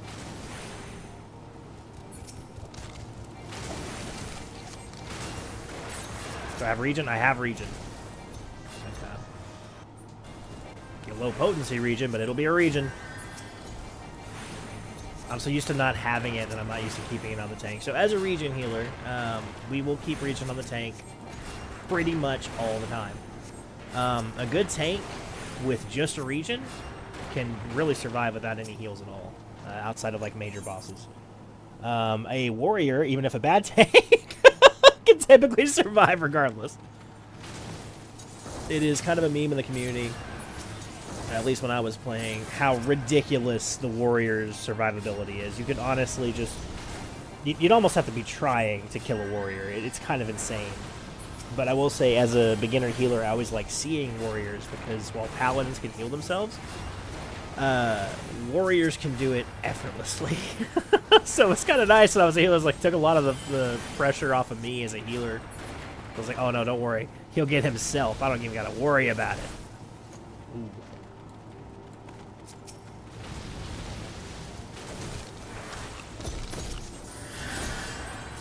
That was a Cure 3 right there. Cure 3.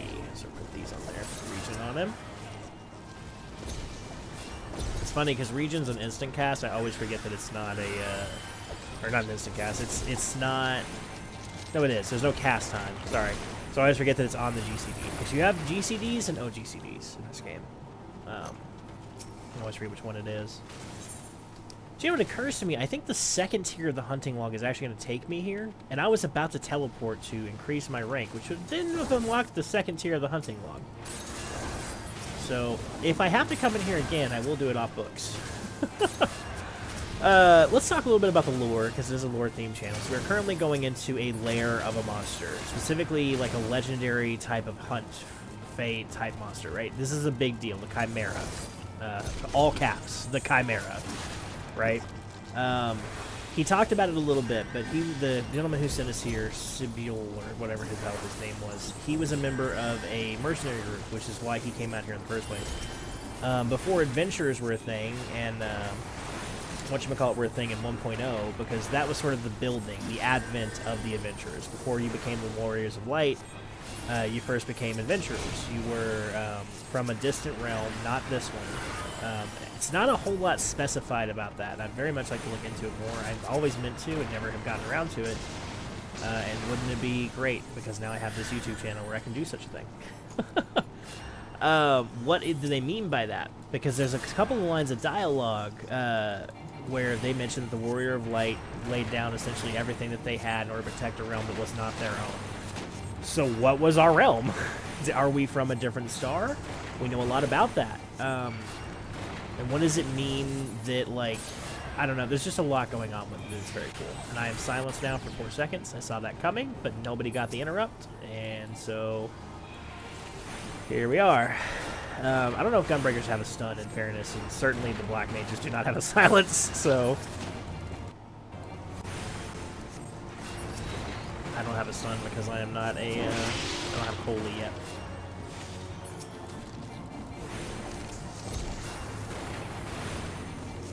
Yeah, they talk a lot about that. But anyway, before in 1.0, which again I did not play, but I've researched extensively because it's very cool, they mentioned, like, there was sort of how you built up on the adventure ideal. They didn't become the Warriors of Light overnight. It happened as a slow burn. Oh, now you So you're fine with the healer getting silenced, just not the black mage. I see how it is. I see how it is. Oh, sorry. But yeah, 1.0, there's a lot of really interesting lore, and I feel like it's something that a lot of people don't know because it's impossible to play now. But it's something that I'd like to research a lot, maybe put up a video for, because pretty much the only place it exists now is in sort of bygone era Let's Play videos, of which there are not a lot because the game, let's be clear, was not popular. It was very broken, it was very buggy, and it was largely considered to be a failure. So not a lot of people jumped on the bandwagon for it because while even like avid Final Fantasy lovers probably liked it, it was not considered a well-polished experience for what it was. And of course, they ended up having to reboot the entire thing, which worked out for the better. I mean, we wouldn't have this game if they didn't. And let's be clear, one of my favorite games of all time. One of the most meaningful games in my life. So, very glad that they did. Would not have met my wife had not been for this game. So, can't say enough. Very big fan. I think that Sabo Tender is the one that I have to come in here for. Or at least A1. Oh boy.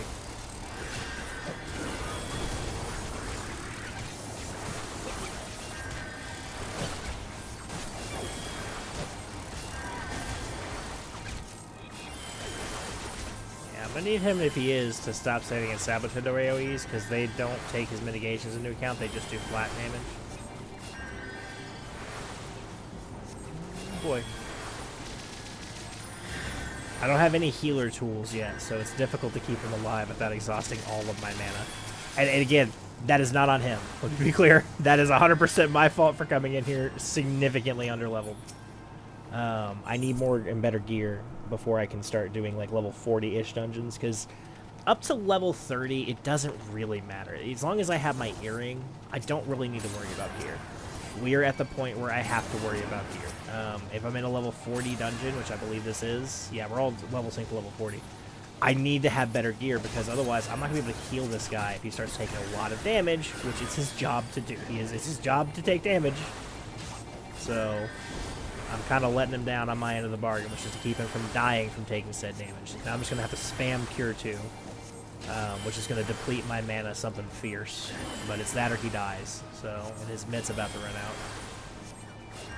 You can get away a little bit. I don't know if you can tell what I'm doing here, but I'm casting Cure and then Cure 2. The reason I do that is because occasionally you get a free Cure 2. Cure is way more MP efficient than Cure 2. Cure 2 is very expensive. So if you can get that free Cure in, do it. Absolutely. Because Cure 2 is quite pricey, and I'm out of mana. Can I get my mana back before we go into the next fight, please? Am not Black Mage. Do not recover that way. Okay, and it's a boss. Okay, Lucid Dream. I was going to pop Lucid Dreaming. I'm about to say, I don't feel like he's going to wait, but at least he's not going to take that much damage. I remember when I first started this game as either a healer or a tank, actually. I had this misconception that, yeah, the boss is where all the mitts need to be. The boss is where all the damage is going to be. Nope. It's the ads every time. Does he know, like, a safe spot?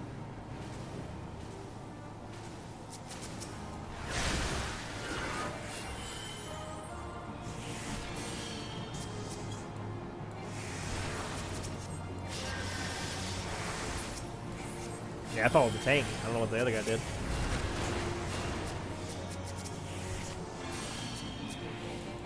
So, first rule of business for a tank. Keep yourself alive. Can you tell if he's cheering at me or booing at me?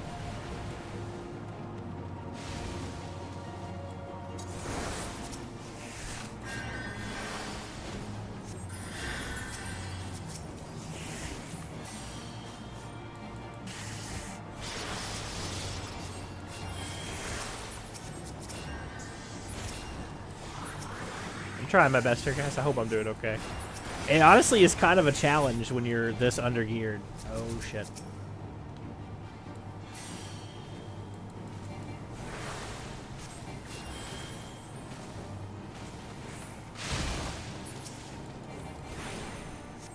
Oh, nope. Don't mind me.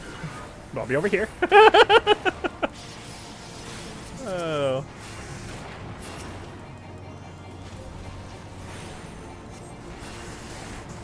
Man, he really does not like Windy Wintersong. A lot of times mechanics like that will just sort of punish whoever's doing the most damage, so that's just presumably what's happening here. Whoops, wrong button. Which probably means that I have that on the other button on my my old account.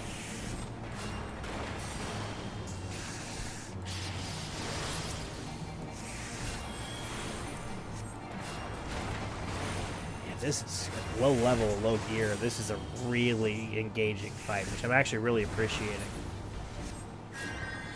Oh my god, they weren't close enough. Well.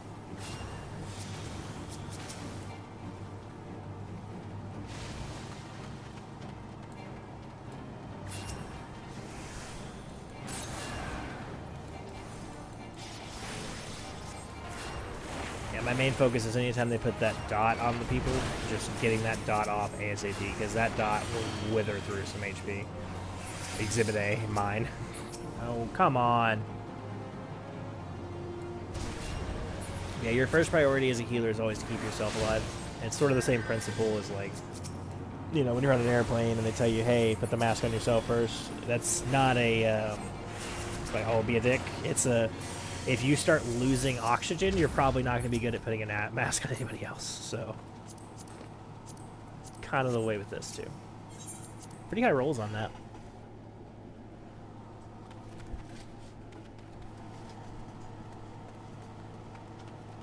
I was hoping for some gear of this level that would help me out significantly. So far, nothing on healer, though.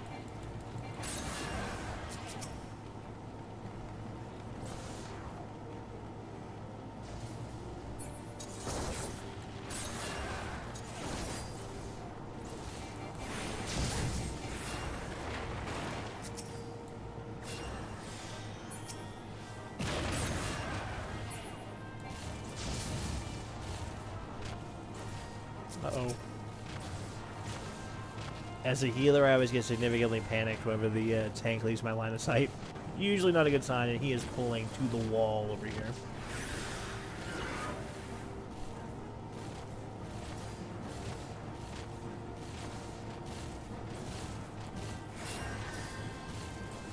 And the DPS are really far away. Oh my god.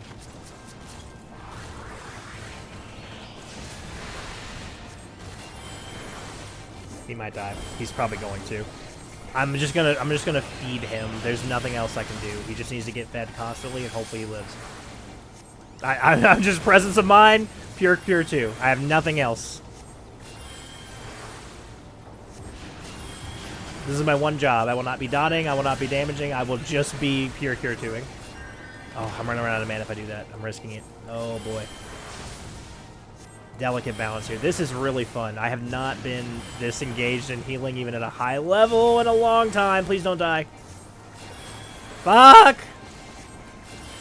I'm out. I'm out. Oh. Oh, but I can't raise. I don't have enough mana.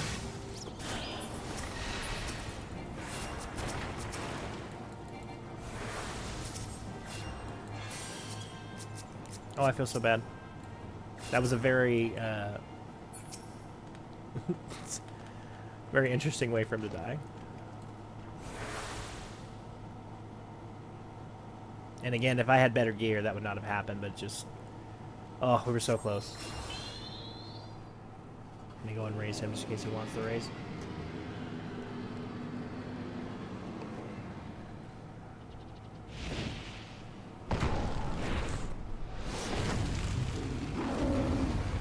The Chimera. I'm surprised he took the Summoner Sickness. I feel like he'd have been better off not doing that. I don't think they said anything in here. No party chats.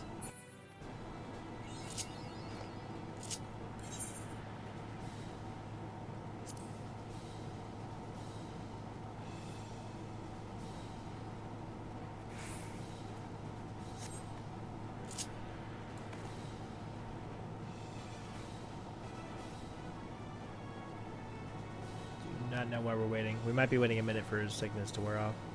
Although at that point, I feel like it would have been faster to walk. I'll take it if that is the case, though. That was my bad. Like I said, if I had come in here... Look at how low level my gear is. It's level 15 gear. I'm wearing starter gear at a level 40 dungeon. That is on me.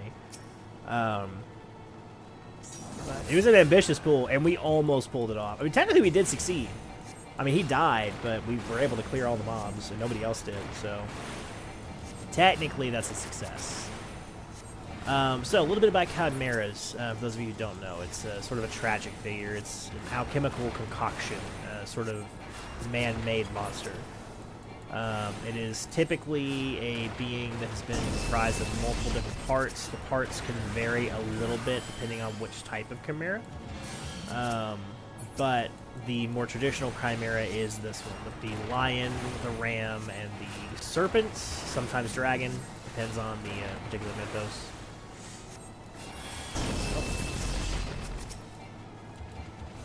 If y'all could not, that would be fantastic.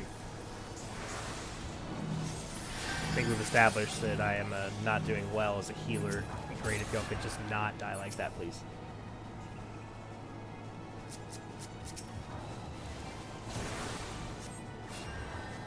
So, my job there, that was the first time we saw a mechanic like that. That marker means get the fuck away from your friends, is what that marker means, pretty much invariably.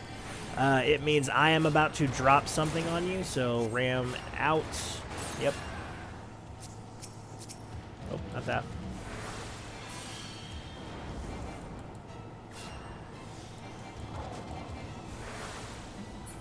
We talked about it pretty early on, too, one of those pulls, but I mentioned that, like, bosses really not that worried about the health of the tank. It's the trash pulls. If you notice, I'm not struggling nearly as much to keep him up during the boss fight. It's mostly the other. Dragon.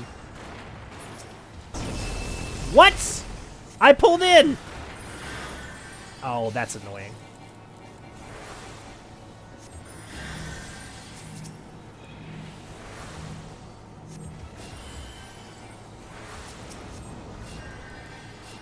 So I was just a little bit out of range of that, but that'll happen.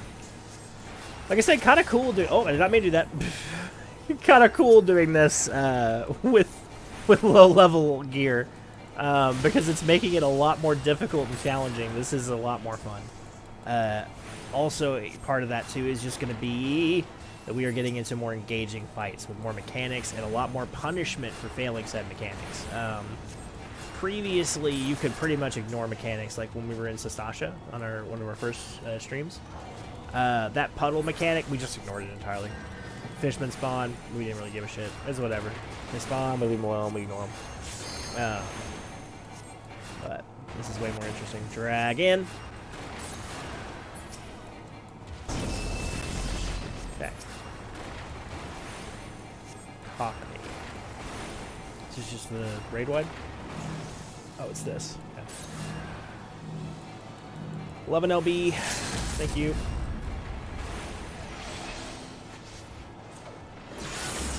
Yes! That was a cool LB, too. That was a cool LB to watch.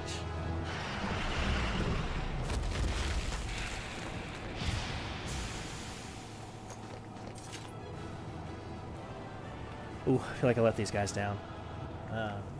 Healer DPS doesn't matter so much, but letting the tank die at least once is kind of a failing on my part. They were all pretty good about it. Nobody was like, you fucking like moron in the chat or anything like that. Just I feel bad.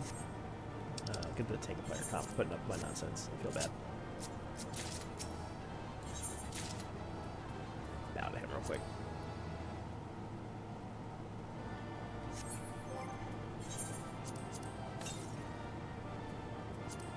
Okay.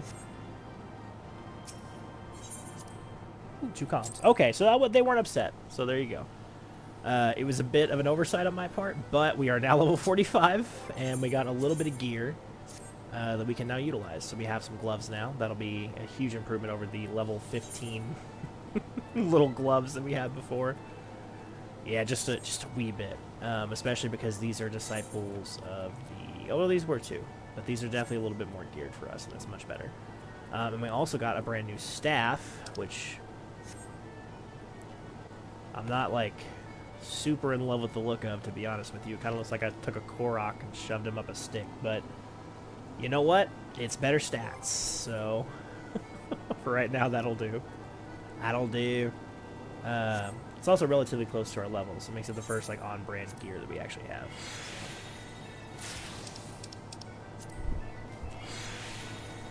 Oh yeah, I forgot I melded that. Again, some of the things that you guys missed if you weren't tuning into our other stream is that we got all the crafters and gatherers, so that being the case, off-screen I went and got the materia melding.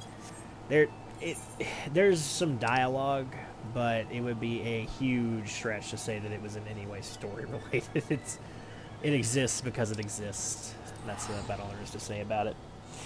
Okay, so back on task now. We're at about 2-hour mark. I have about another hour or so, maybe an hour and a half, that we can do things. So let's go see what we can get done in that amount of time. First off, we're going to go see if we can increase our Grand Company hunting log. We also need to turn these in.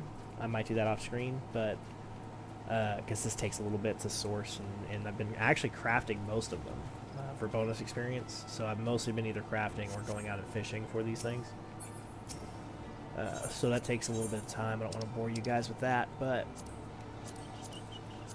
nothing on there yet, really. I know it would be you.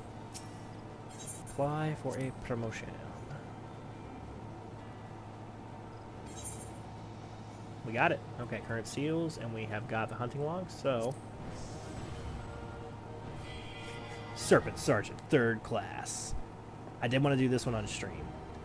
In the sight of the elementals, I hereby confer upon you the rank of Serpent Sergeant 3rd class. I am pleased to inform you that, of this moment, you are eligible to undertake a wider range of company leaves.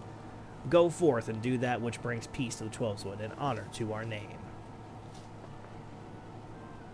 There you have it. So we are now a higher rank of a soldier. That is an incredible glamour.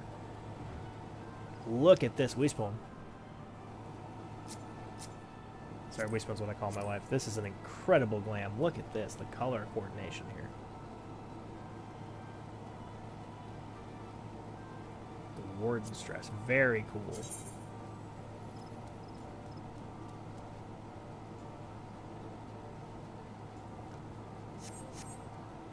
Incredible glam there. Okay. Sorry, just took a complete detour to talk about glam for a minute there. The true endgame, as we all know. Okay, so we are now a sort of enlisted officer. Let's go through the dealio here. So before we were a private, now we are a sergeant. So we are going to have to tear through the ranks of this so we can become up into a petty officer and become a commissioned officer. So we are now Serpent Sergeant 3rd class. We will go that all the way up to Chief Serpent Sergeant. And then at that point we will be able to attain eventually Serpent Captain, I believe. That is the goal. And these are all pretty much the same. But you do unlock more stuff. I don't think we went through this. But you do unlock more stuff the more... Obviously you have to pay for it still, but you unlock more options the further along you go. So for example, as soon as I get here, one of the first things I'm going to do is buy... all the way down at the bottom, I guess. Because I'm in the wrong thing. This stuff right here.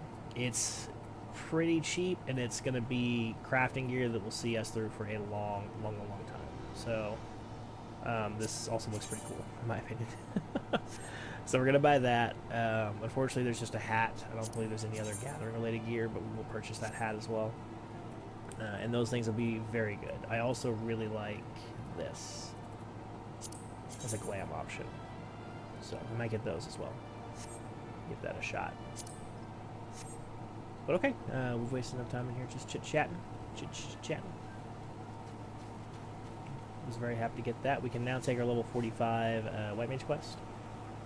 Let's go ahead and hold off on that for now. Turn this off.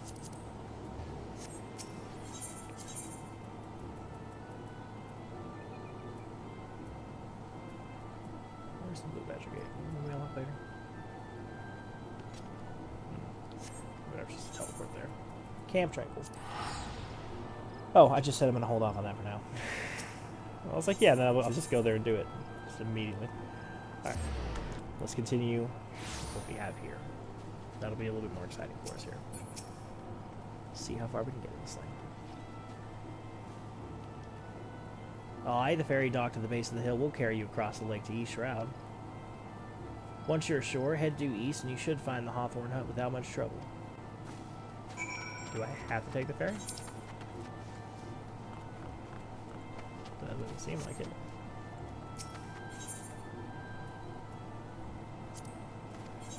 But I suppose if it's trying to direct me there, worst case I can always just then travel. Yeah. Interesting. I could just do this. Weird, but okay.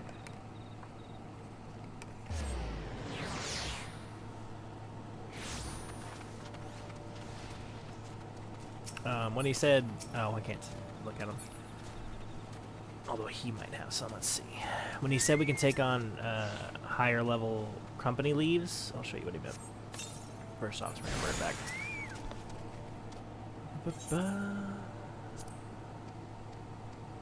So these are Order of the Twin Adder leaves. If you notice, they have a pretty negligible completion bonus, but purely for lore, I try to do them. I've been doing leaves a little bit in the background. It's another way that I've been leveling crafters a little bit.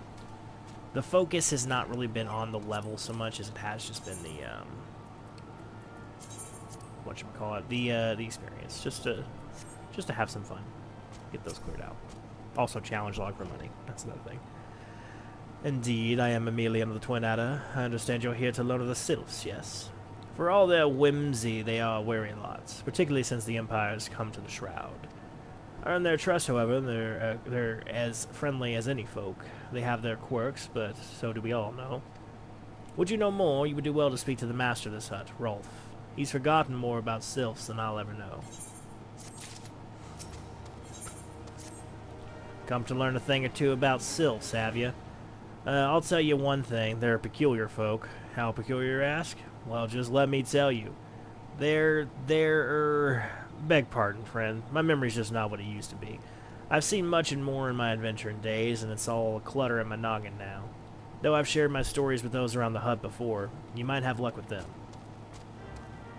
He doesn't look... The thing is, they're trying to make him look like he's ancient. He's really not that old looking. This guy looks like 35, and he's like, oh, I'm getting a bit senile. Like, guy, you look like you could, like, still run a mile. You're fine. You're fine. The Sylphs. Yes, Father told me their stories plenty of times. What I've always found most captivating is how their concept of etiquette is almost completely alien to our own. You do best not to underestimate them on account of their childlike looks, lest you face up a mess of glyphs, squiggles, and chocobo scratches. Teehee.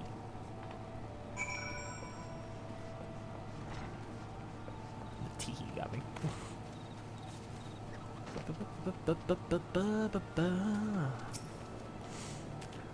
Quickest way to quiver a woman's heart might be through her stomach, but don't think of trying to foist your foodstuffs on a sylph. They sustain themselves simply by bathing in the sun, or so Rolf once told me.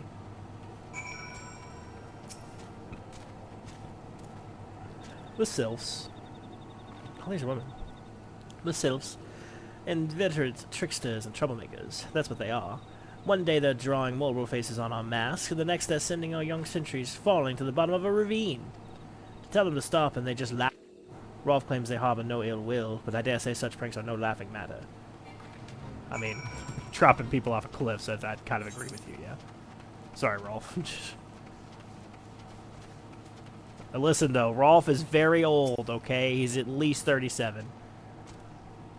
Oh, of course, of course. Hearing your stories, well, my stories has brought the memories flooding back to me. I feel like dancing. Yes, nothing brings people together quite like a little toe tapping. A sylph told me a long time ago that dancing is a long time honored tradition, a greeting among their kind. You do well to remember this. It just may help win the favor of our forest friends. Oh, still here? Great. There's one more thing you should know about the sylphs. They don't take kindly to guests who show up empty-handed. To earn their trust, you do well to bring a, what was it again? And my wife Rose and I were speaking of it, the matter days ago. Forgive me, friend. Speak to Rosa at the comb. Her memory should prove more reliable than my own. And again, they're really not that old.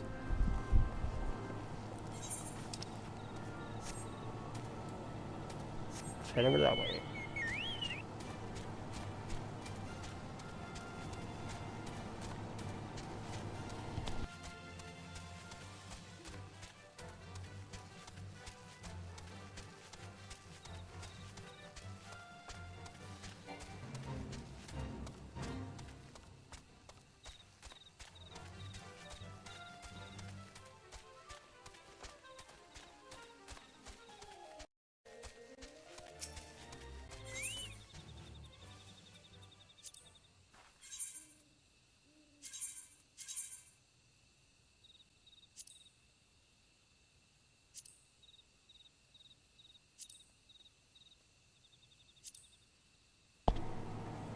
Figured we're right here. Might as well repair real quick. Oh, it's Wolfie. We had some question to her. She taught us how to do the air magic. That's pretty cool. Incidentally, that air magic is, I believe, about to be upgraded. Yes, next level. We're gonna get arrow 2. So appreciate that, Wolfie. I don't have any actions locked on level 45, do I? Holy. Oh shit. Well, we've already committed to this path, but holy would have been a nice pickup. A peace offering from the sylphs. Whereas anyone else, I'd recommend a jar of honey, but I fear that wouldn't get you past the front doorstep. Dear.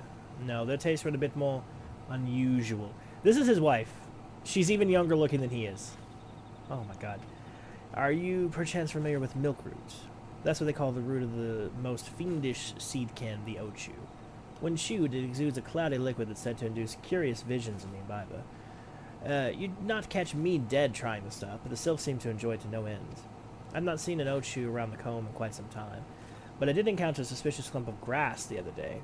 Were you to stimulate it somehow with some kind of amber syrup, for example, you might be surprised what comes out. Good luck.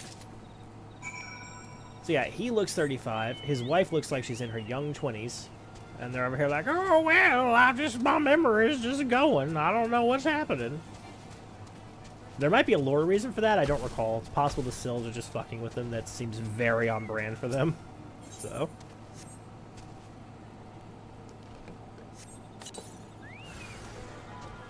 Hello, Ochu. Goodbye, Ochu.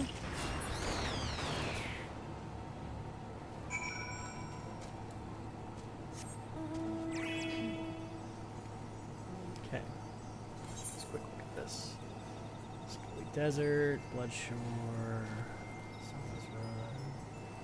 Ah, it's Karn. Okay, cool. So I didn't waste that time for nothing because I have not gone to Karn yet. In fact, that might be a cool way to end off today, depending on where we get as far as like the Sylph situation goes. That would be kind of cool. We'll see how this goes in the MSQ. They're not willing to up on Karn. That'll make it a little bit easier, and that way I don't have to wait for you guys for the questline there, so that'll be nice. Ah, you're back. Was my wife able to direct you to a suitable offering? Milk root, but of course, those sylphs quaff that cloudy stuff as quickly as I do a flagon of mead. That's probably why your memory's so shit. The effect's just about the same as well. Any road, a gift of milk root. We'll have the sylphs calling you. That was an interesting Freudian slip. Excuse me. We'll have the sylphs calling you a friend and sister the moment they lay eyes on you. On it. Now, let me wrap that up for you. I'm starting to feel a bit woozy. Too much milk root. He's gone senile early. I've taken the liberty of wrapping your milk root well and good. This should keep it nice and fresh, not to mention spare you from the god's awful stench. We're making really good progress in this series, I gotta say. I'm pretty happy with it. The sylphs love the stuff, but me, I'd rather bury my nose in chocobo dung. I dare say the reek even rivals the breath of the morble that put an end to my adventuring days. But I can tell you that story another time, if you remember it. You've more important matters to attend to, yes? The sylphs are an eccentric bunch, but I've shared their company enough to know they're kind at heart. They'll not shun one whose intentions are true. May your parley be fruitful, one friend. And do stop by on your return. There's a flagon of full flower mead with your name on it, if you'd regale me with your adventuring tales. Ah, and before I forget, don't go traipsing off just yet. Emelian here would have a word with you. Travel in safety, friend, and do pass along my regards to the winged ones.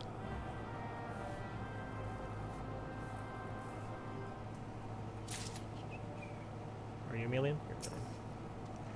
It's good to see your knowledge of Sylvan culture has matured. I see no reason to delay your mission any further.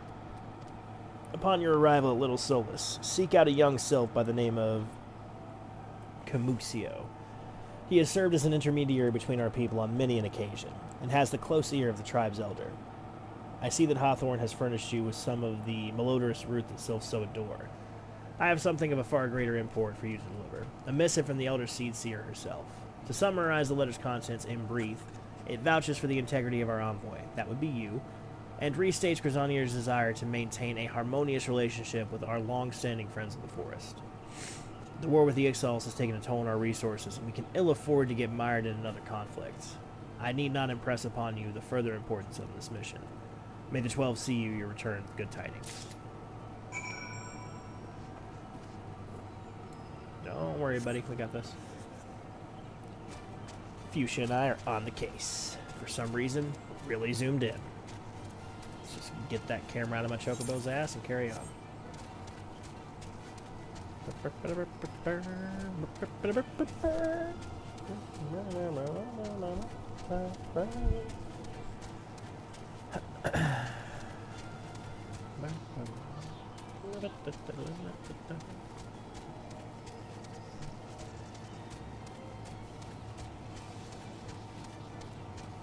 Okay, Camusio.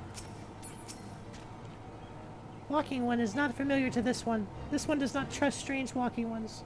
Strange dancing ones might be a different story, but this one expects no such thing. Walking ones should go home and leave this one be. So, their super secret code is just to dance. She kind of gave away.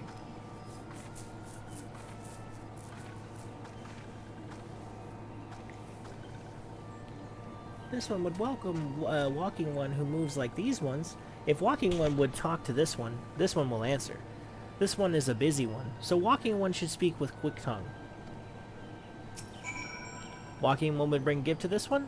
Walking one is most kind. Walking one brings milkroot. Milkroot fills this one with great joy. This one gives thanks. Gives many, many thanks.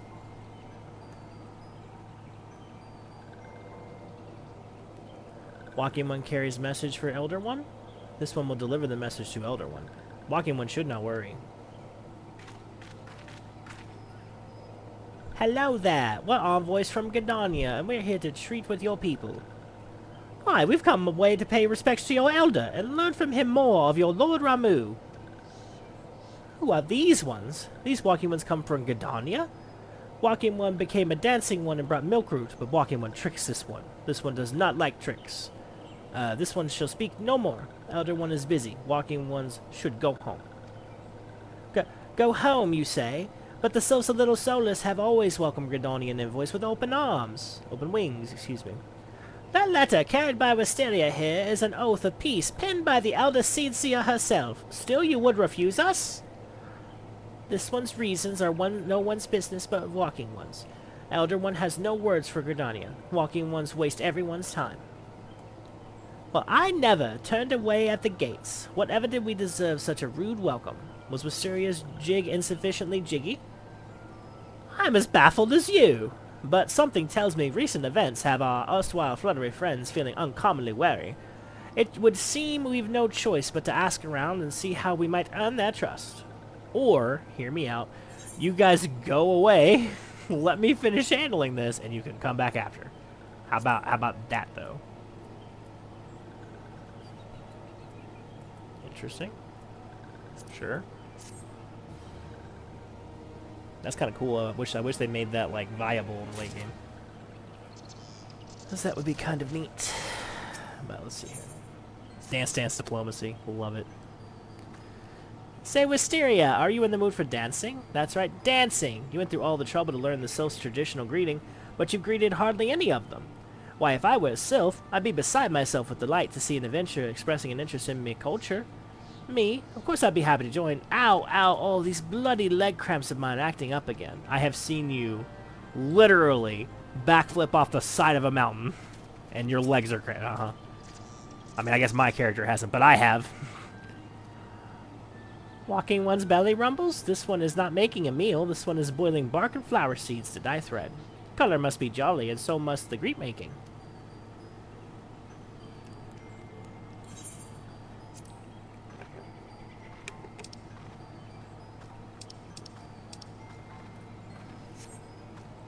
Okay. Ooh, walking one knows Jolly Dance. Jolly Dance fills this one with good cheer. Let these two be friends.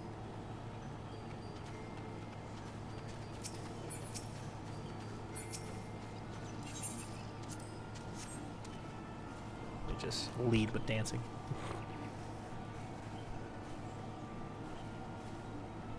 Walking one would be friend to these one? This one is overjoyed, but this one keeps the ways of weaving a secret. Even if Walking One learned the secret, Walking One could not weave in the same way. I'm a weaver. I'm gonna weave you into that tapestry. How about that? How about that, though?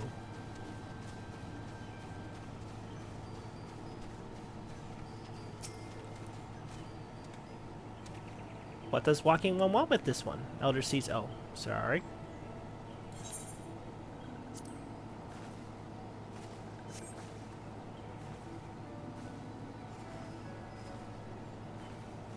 There we go. Ah, Walking One is friend to these ones. Friendly like gracious elder one of Forest City. Knows how to dance into these ones' hearts.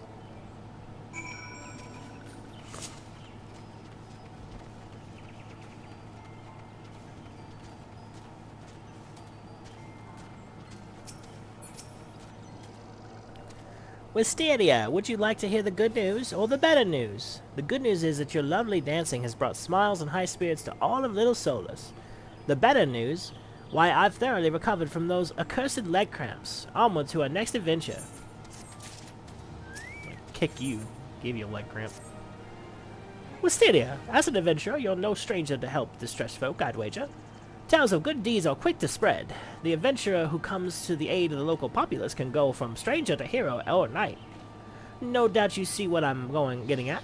The sylphs who make their home in Little Solus do so having been driven from their woodland home. Surely they have their fair share of troubles. Seek out troubled sylphs and see what might be done to ease their worries. A sound plan, would you not say? That said, the sylphs are known to not share their worries to outsiders. You would be better off inquiring with Hira and Media of the guardians who reside here. She is most like to be privy to the sylphs' troubles. Yeah, that'll definitely build some trust. Let's spy on them via an intermediary that they've already respected. Knows of it. Praise be the elementals. I cannot express how happy I am to see an adventurer with a truly gentle heart. The sylphs of Little Solus are sorely in need of aid. Pray hear me out. Being a temporary settlement, Little Solus wants for amenities, not least a stout set of defenses. Consequently, beasts from malms around are free to wander in and terrorize the hapless residents.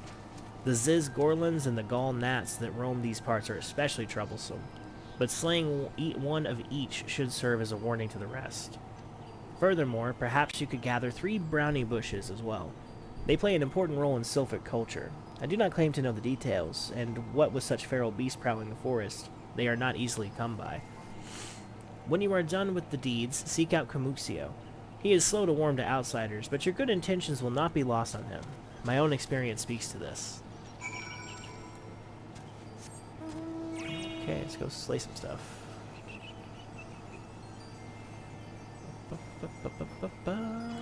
Start with you.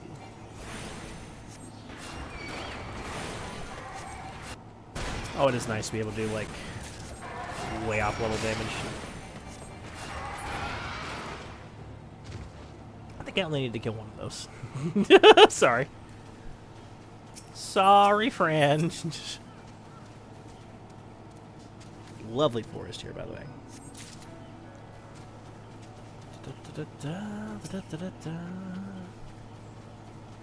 Now I want brownies.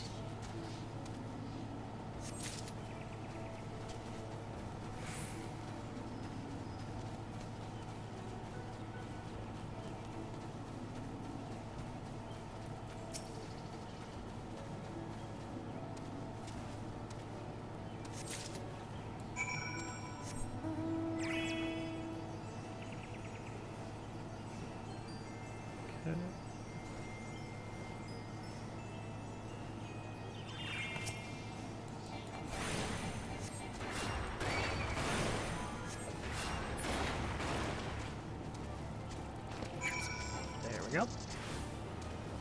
Oh. Okay. Have at thee, then?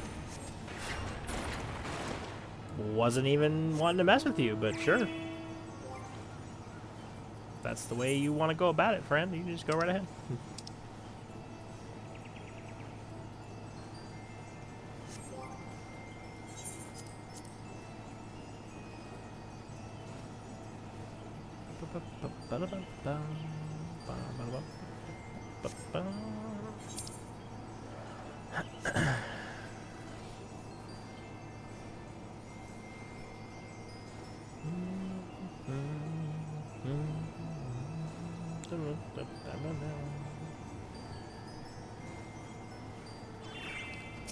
Okay, Kabuxio here.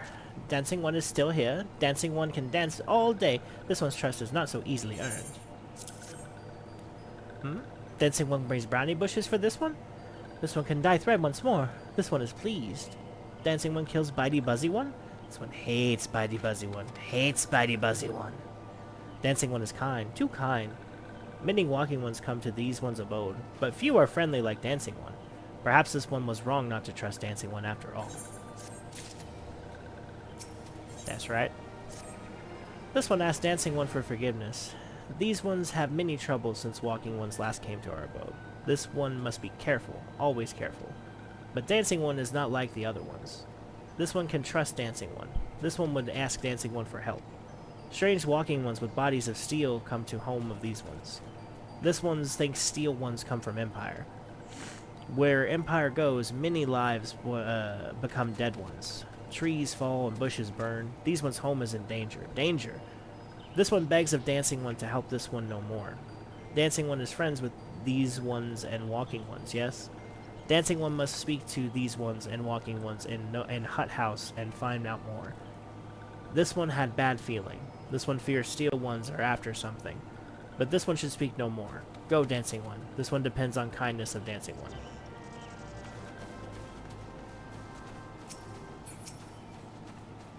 Interesting. Strange steel walking ones? Yes, this one has seen. Steel walking ones carry big boxes. Maybe walking ones hunt for shiny treasure? This one likes treasure. That does remind me, we can unlock treasure quests, but until we get to a certain level, there's really no point in doing so, once we reach level 50, which we're shockingly close to doing, this might be worth considering, but until then, not really.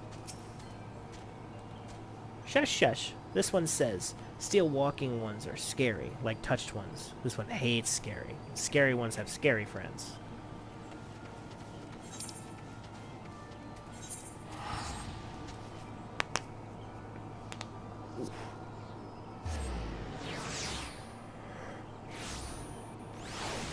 Whew. Oh, right here. Men clad in strange armor? Well, now that you mention it, I did see some suspicious types of late. They were gathering deep in the forest. I simply assumed they were adventurers. Yeah. And I mean, what adventurers wouldn't be in full Garlean plate mail? I mean, I just got sets of it, just lying around with my Garlean musket and my Garlean glasses. Yeah. Who doesn't? The logic, though.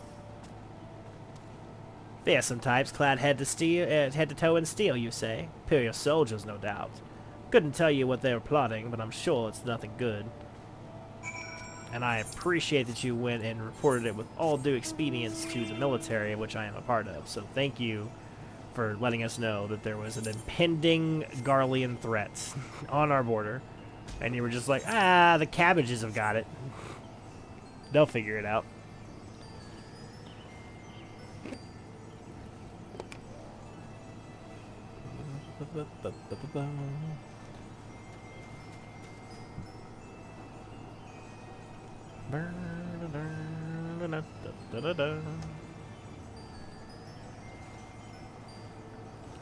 Spinning around.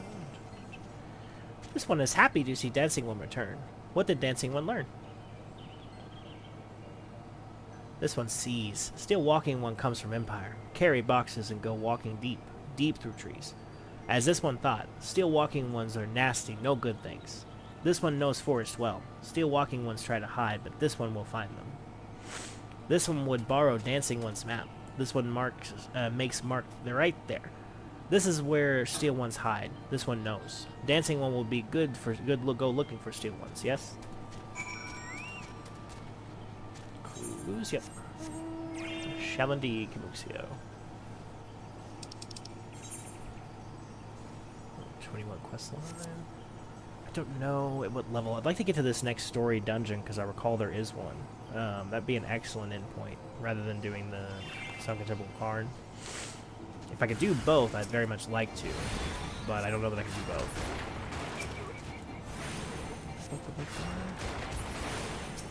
Not gonna bother moving.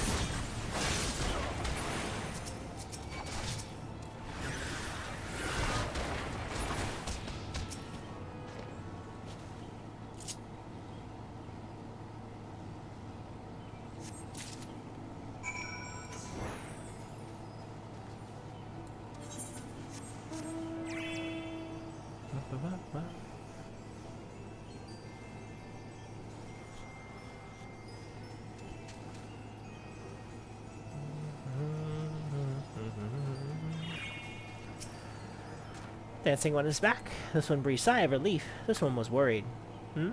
Dancing one found something? Dancing one found paper inside a box. This is a message from Empire? This one can read walking one's symbols. Message paper has names of food and rocks. Food and rocks were inside box. This one knows. But this one does not understand. Food and rocks mentioned all come from home of these ones. How do steel walking ones know how to find them? Is there sneaking one hiding behind this one's wings? Snooping one selling secrets to steel walking ones? This one fears for this one's home. But dancing one has helped this one much today. Dancing one must make promise to always be friends with these ones. So much more on that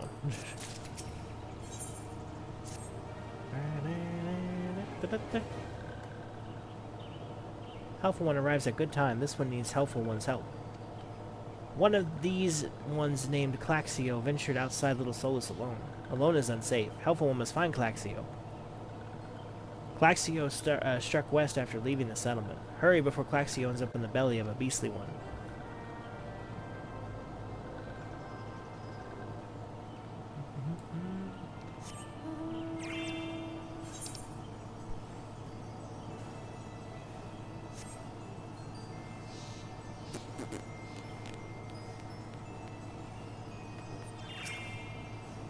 What?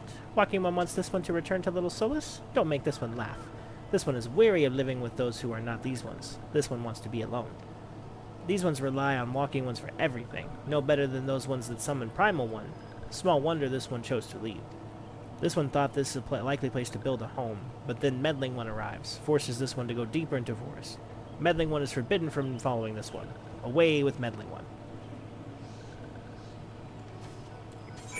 Probably end up dying, but that's okay. Plenty of cabbages in the sea. I wish it worked that way. More than likely, I'm probably going to have to follow him.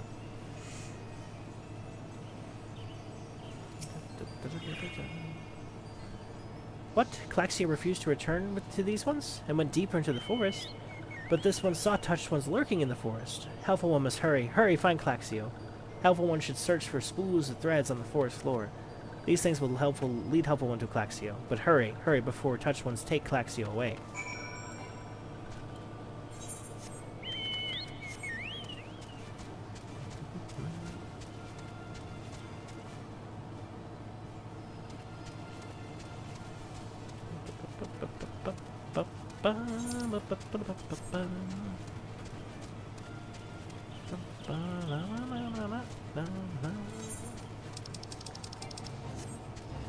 Really fun stream over here. Really fun, really fun. I just got here. I always love that where it's just like fate failed. I'm like, I didn't even have time to learn what the fate was called. It went fate joined, fate failed immediately.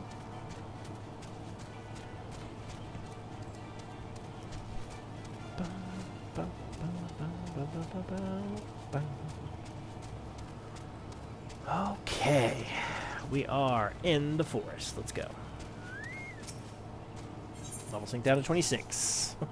Interesting. Back before I was a white mage.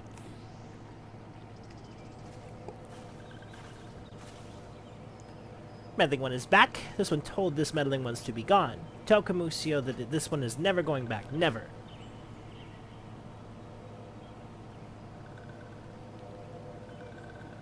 Touched ones. Touched one should go away too. This one is a good one. Everyone should just leave this one alone. Be on guard, Wisteria. These cells have been tempered, brought under the thrall of the primal Ramu. Akin to the emulger tempered by the Ifrit, these cells exist only to serve their deity. Thou not answer the words, only steal. I take no pleasure in this, but I must be done. It must be done.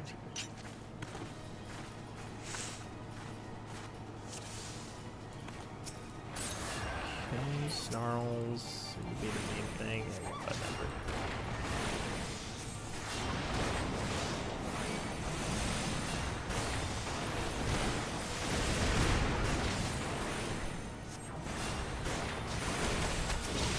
One of the things I think is really interesting is that they've retooled a lot of these jobs. You see it mostly with your Stola, who you get to actually see in the game, really. But because they retooled the game a lot, these guys still have moves that don't exist anymore, like at all. They have moves that just are simply not in the game now. It's really interesting whenever they cast one of them. Like Papalimo has a fire spell that doesn't exist anymore and stuff like that. Like I said, most notably with what's her name, Y'shtola, because at this point she's a conjurer, a white mage, at low levels like this, and she has a really interesting shield spell that used to be on white mages. Excuse me. It was a really potent spell, and it was one that I think you could cross-class into. I was kind of hoping that'd be it.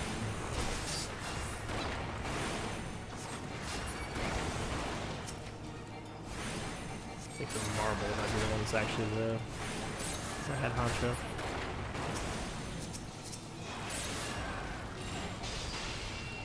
Where are you going? Oh, okay. Okay, bye.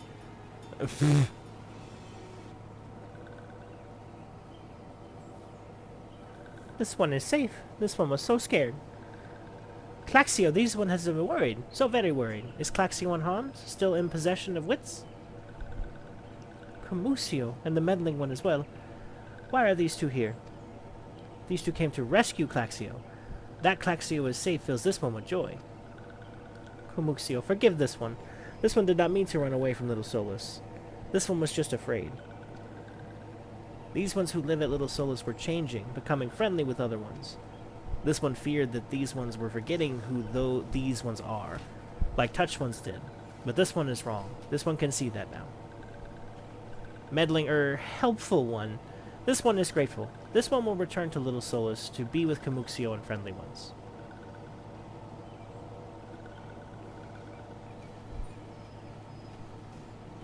Well, that should see to that. What say we return to Little Solus as well? I, for one, could do with a nice hot bath. I mean, you're roughly sylph size. They probably have a bathtub that could actually fit you. Let's see here. 16. We got about another 45 minutes we can go. Enough for that dungeon if we can unlock it. Probably not enough for both. But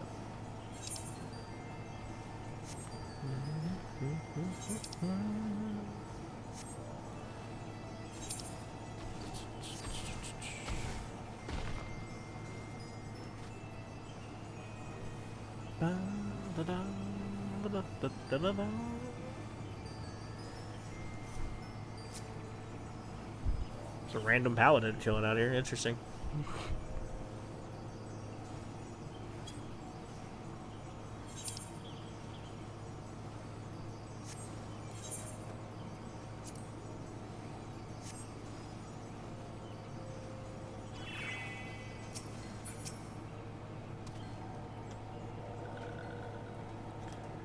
This one thought Claxio was lost forever. Helpful one saved Claxio. Now these ones will be family again. This one has known many walking ones, even many kind walking ones. The helpful one is kindest and strongest of all. Helpful one is hero to these ones. Helpful one will bring these ones and walking ones closer together. This one knows. This one could take helpful one to see elder one. But elder one is...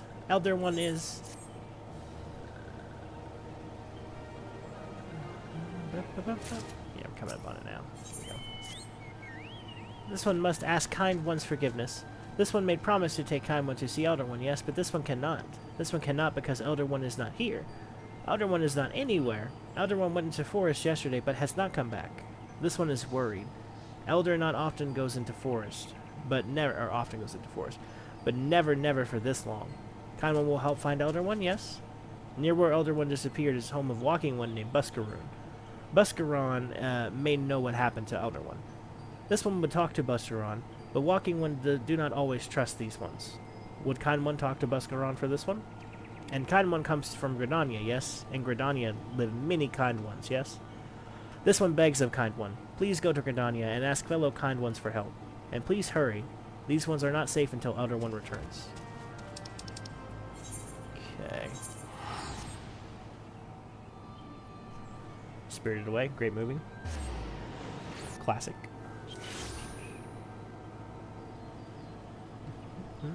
Complete wrong way. There we go.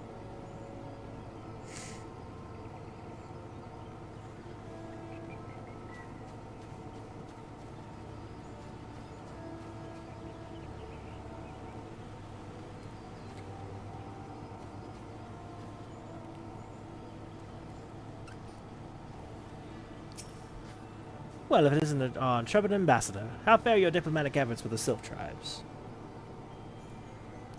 The Elder's gone missing, you say?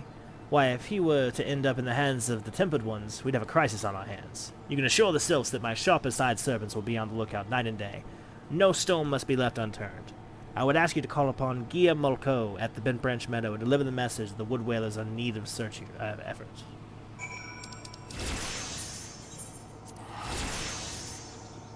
And to the side.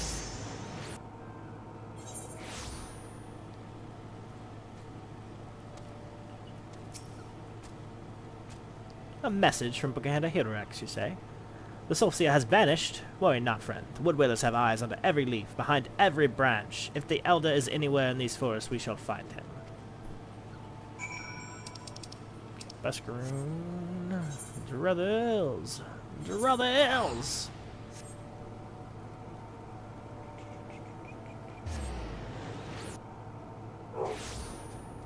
There's Cap. Okay, it is quite a few quests away here, unfortunately, so we'll see. We're at an interesting turning point. We can either continue this quest line till we get to the thing, and that could happen tonight, or we could go do Sunken Temple of Karn.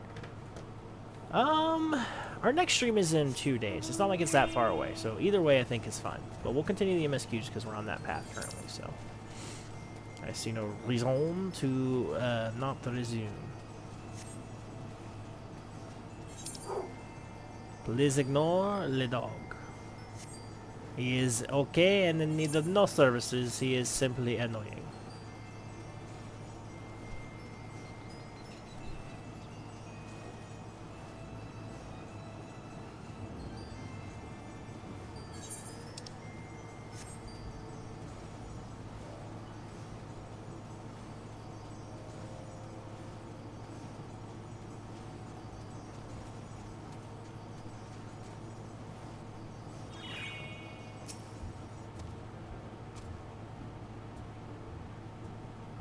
Well met, adventurer.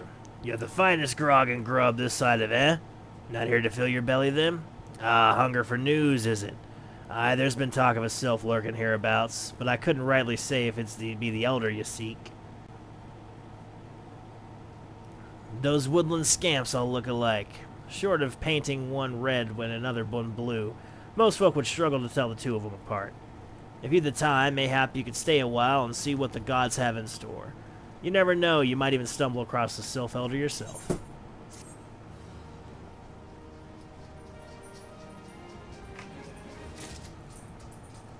let's talk to Buscaroon. Oh, no word on the Sylph Elder yet, but I'm sure it's only a matter of time. In the meantime, how about doing a favor for old Buscaron in return? Right, then, let's put you to work. There's a customer outside who's spoiling for a fight, and I need you to cool him off for me. No need to go cracking any skulls, though. Just take this tub of cold water and douse the drunkard. Tends to do the trick. My patrons can swill grog all night and carouse loud enough to wake the dead if they wish. But as soon as it turns violent, I've got to put my boot down. So Buscaron's actually a really interesting character. If I'm not mistaken, somewhere in this tavern, I don't remember where, there's a lance. Buscaron was a very, very prominent lancer in his time and worked with the Woodwhalers. So interesting with that one. What are you staring at? You want to keep them eyes in your face?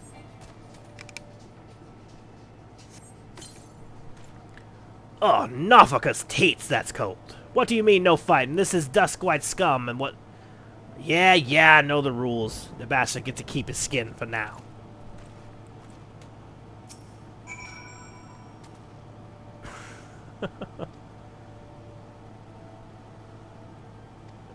So drunk, that guy. That's funny. I wasn't gonna read that, but it's not technically core. It just was an interesting little side deal. Nicely done, Wisteria. I'll not have my patrons picking fights with each other over a bit of petty prejudice. In case you didn't see, the bloke who caught the brunt of that outburst is a Duskwhite Ellison. There are people who shun cities to live in the wilds, making them no better than brigands in the eyes of many. To be fair, the Duskwhites can be an unruly lot, but they ain't so bad once you get to know them. And I don't seem right to bar a whole race of people from the brothers for the misdeeds of a few. There should be at least one place where anyone willing to pay coin can drink and cut in peace is welcome, don't you think? It's terrible, so sorry. I appreciate all the good you've done for our patrons, but if you aren't disciplined, if you aren't disinclined, excuse me, I have a favor of my own to ask you. There's a Kieran friend of mine, you see, name of Tetaroon. A good lad. It was right after the calamity that I came across him fallen in the shroud. He nearly died in all the havoc, so I took him in and nursed him back to health best I could. He worked here at my druthers for a spell after that. Got to talking about striking out on his own, he did, and not long after cast his lot with a merchant bound for Lenosia. Well, it just so happens I got to cleaning up around here and came across something of his, this scarlet earring.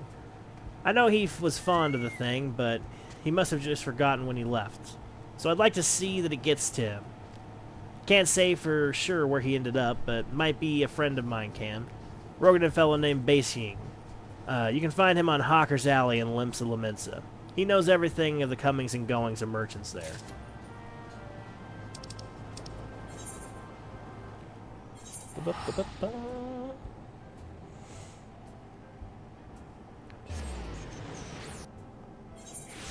Back again. Oh, right into the rock. Solid as a rock.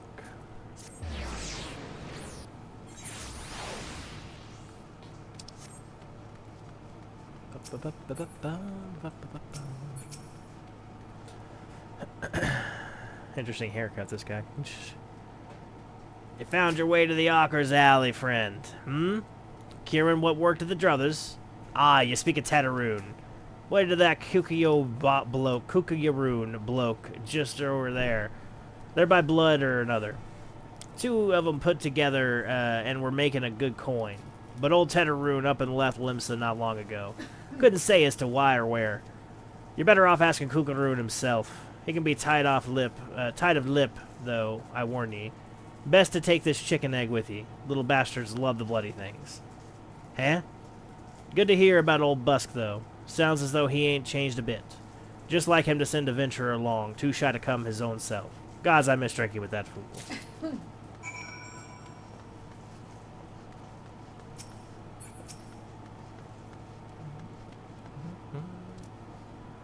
Customer, be welcome. Not customer? Not come with custom? Kukuyaroon busy with business. Too busy for blather. Chicken egg. Kukuyaroon love chicken egg. Love chicken egg more than love customer. Looking for Tetaroon? Tetaroon no here no more.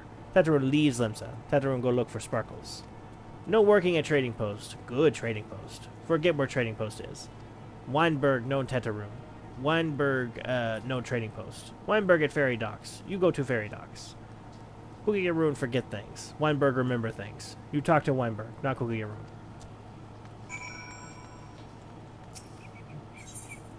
Docks should be Fisherman's Guild. Yep.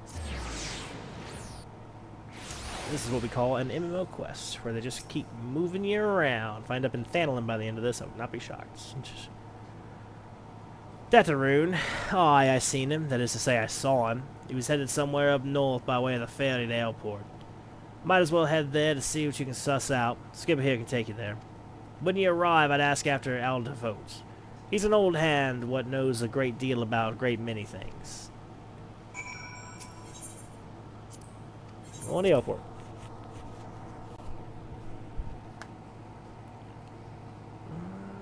There he is.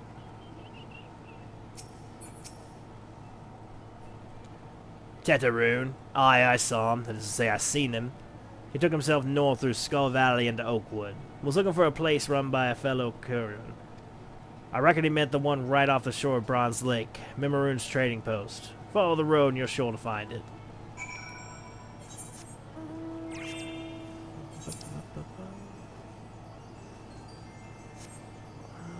Okay, so let's go straight up.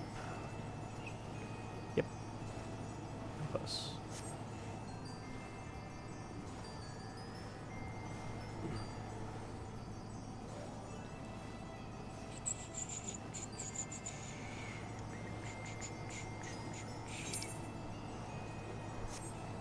Whew. Oh, sorry, Travis. Starting to get sleepy again. Done a lot so far. I know it doesn't seem like it, but we've done a lot so far. Give you an idea. Oop. Let's see, we're about to lose that. There we go. Give you an idea. We were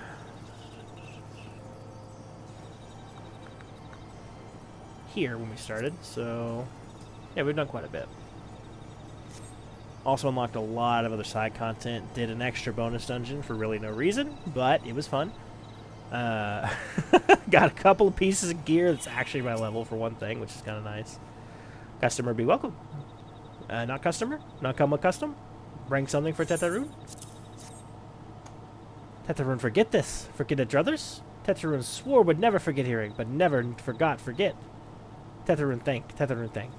Good Buskaroon doing good? Good Buskaroon good to Tetaroon. Tetaroon miss good Buskaroon. Size. Oh, that's sad. This hat looks so stupid. Yeah, that's even dumber than I thought it would be. God. Dunce cap over here. Interesting. Good Buskaroon help Tetaroon. Tetaroon dead without good Buskaroon. Must give thankies. Must many thankies. Tetaroon make clearing firewater for Buskaroon. Buskaroon love firewater. You hope Tetaroon make firewater? Need thingies to make. Need many thingies. Need coral pup whiskers. Sorry. Need 3 good coral pup whiskers. Whew.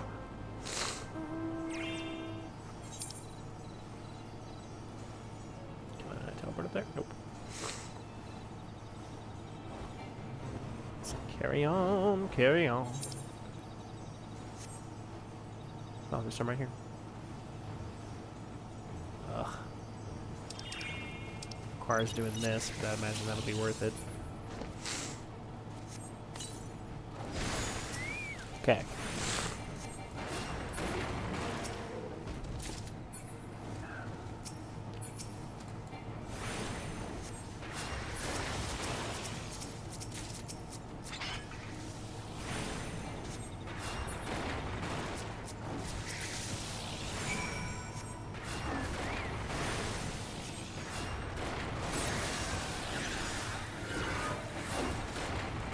Might as well. These are fun sometimes. There is a weekly challenge for doing them as well. And now that I have a chocobo, they're going to be a lot more enjoyable. Speaking of, where is Fuchsia? Well, I summoned her, but I'm not seeing her.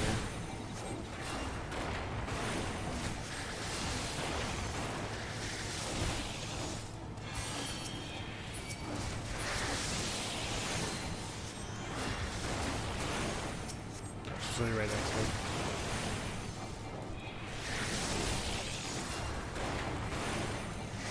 She's about half health.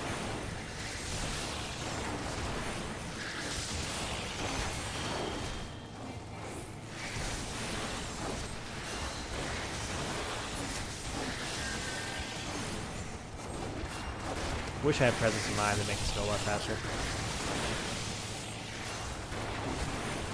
There's not a whole lot of reason to do this. Like I said, I was just happened to be here, and I figured, might as well. If I'd have unlocked Holy, well, I would have desynced anyway. Yeah, that saved us a trip, so honestly, what this time is gonna take will have been made up by not having to walk all the way there and back, so. It's a time-neutral prospect, thanks to the pups being over here.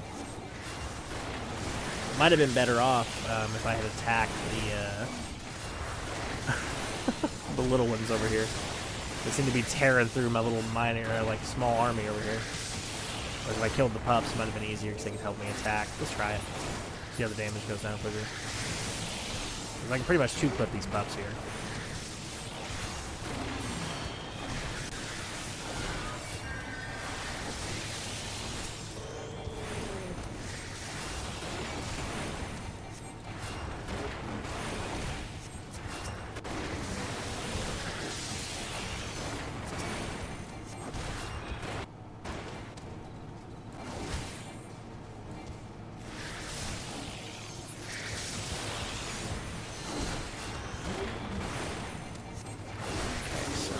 Got all the pups. Let's see what we got here. Yeah, they're whittling away slowly at this thing.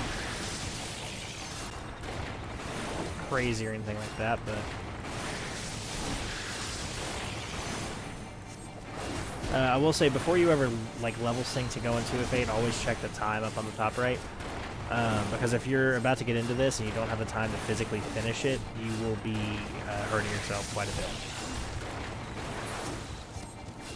I will say boss fights, these are pretty much the only fates I actually enjoy doing at this low level, because they're still fun. Like I just killed the Slasher, which is pretty cool. And that got us some Grand Company seals, a little bit of experience. I didn't really do it for the experience, because that was scaled to level 20-something. So if I were level 20-something, you know, would have been a nice little chunk. It wouldn't have been crazy, but it would have been something. But at the current level, no, not so much. Pretty much nothing.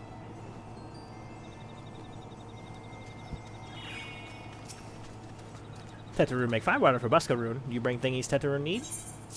Sure did. You brought all thingies. Tetraroon make Firewater now. Make good Firewater for Buscaroon. Tetraroon start making Firewater now. Good Firewater take time. More good. You come back later. Tetraroon make Firewater. Good Firewater. You take the Buscaroon. Good Firewater for good Buscaroon. Tell Buscaroon no drink now. Tell put away 1 year. 1 year make best flavor. Tetraroon hope Buscaroon happy. Tetraroon give Buscaroon thankies. Many thankies. You tell Buscaroon. Tetraroon make big shop someday. Biggest shop in Eorzea. Make many sparklies. All thanks to good Buscaroon.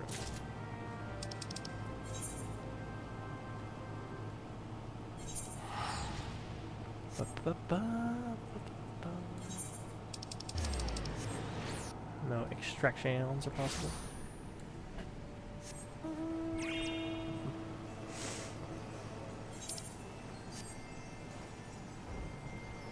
Heading west.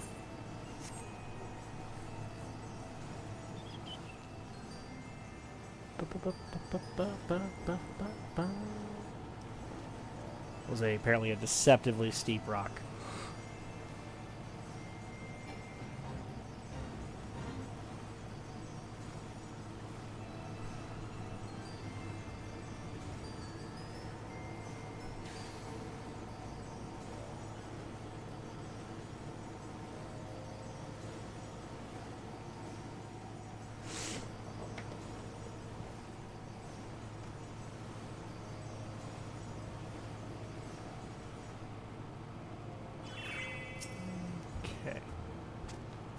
Ah, you've returned. Thank you for seeing the Tetraroon's belongings to him. What's this? For me? Kieran Firewater. So remembers my fondness for the drink, does he? Why that old? Heh. Bloody hells. Who's cutting onions back here? He says to shelve it for a year, does he? Ah, that sounds about right.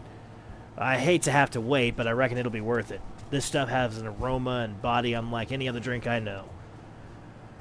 It's going to be a long year. What say you come back then, friend? We'll see if we can't make it through with this bottle together. Knowing this game, I'm willing to bet there is a yellow quest with Buscaron like a year later. You'll notice I'm calling him Buscaron now, because his name is Buscaron.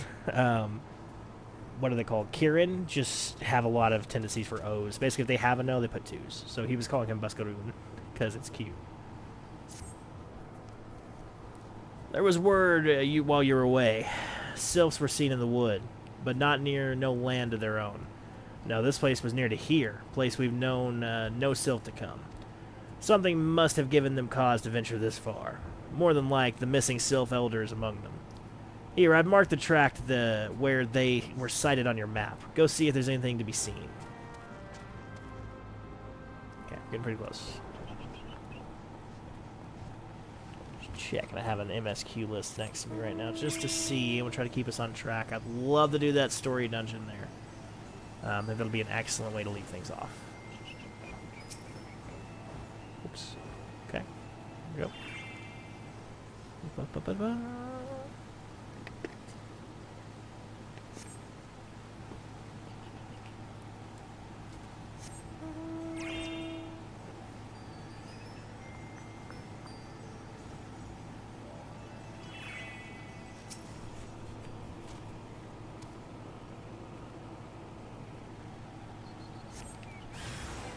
Oh, hello.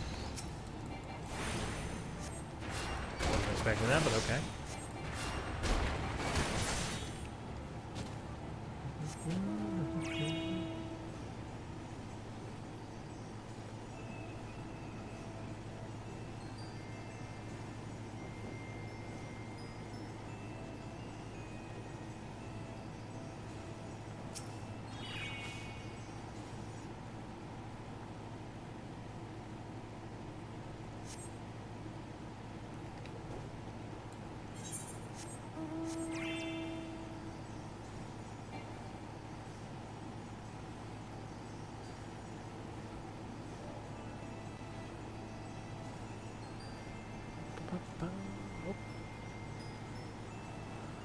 And apparently Sylphs like to hang out on a bunch of rocks. I'm going to parkour the whole day.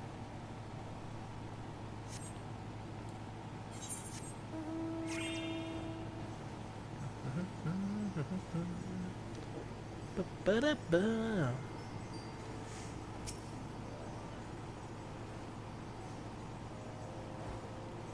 This rain makes it very dark over here.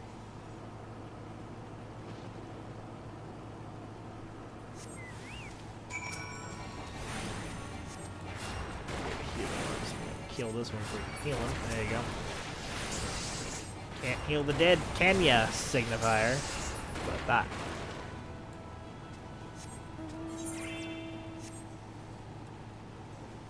Back to Buscaron.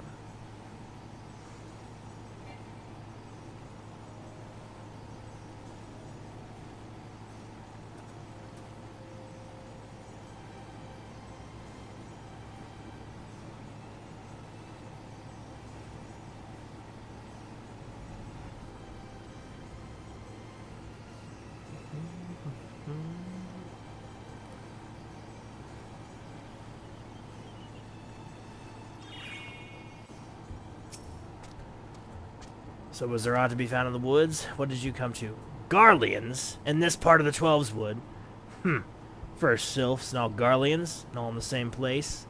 Cannot be a mere coincidence. Might the Garleans be following the Sylphs?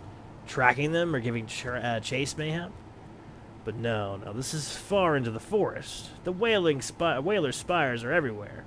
Imperials could never have stolen past them all. How in the bloody hells could they... Unless someone guided them through. Someone who knew where the spires stand, and when the Whalers watch a Gridanian traitor.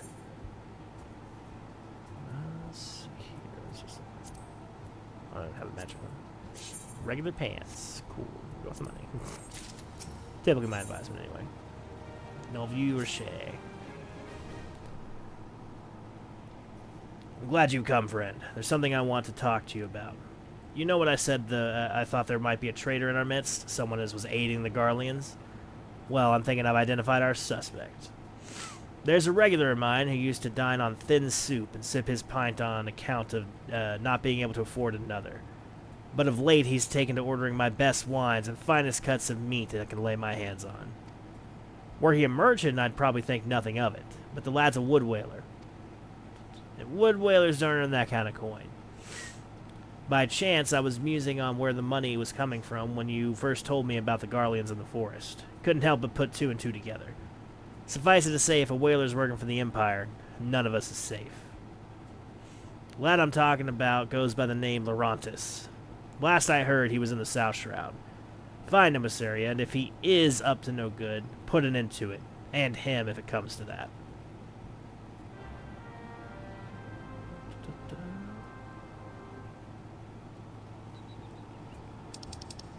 Eorzea. I'm trying to read that. It's French. Let's go ahead and summon this real quick. Oh, I just capped that off in an hour. That's fine, though.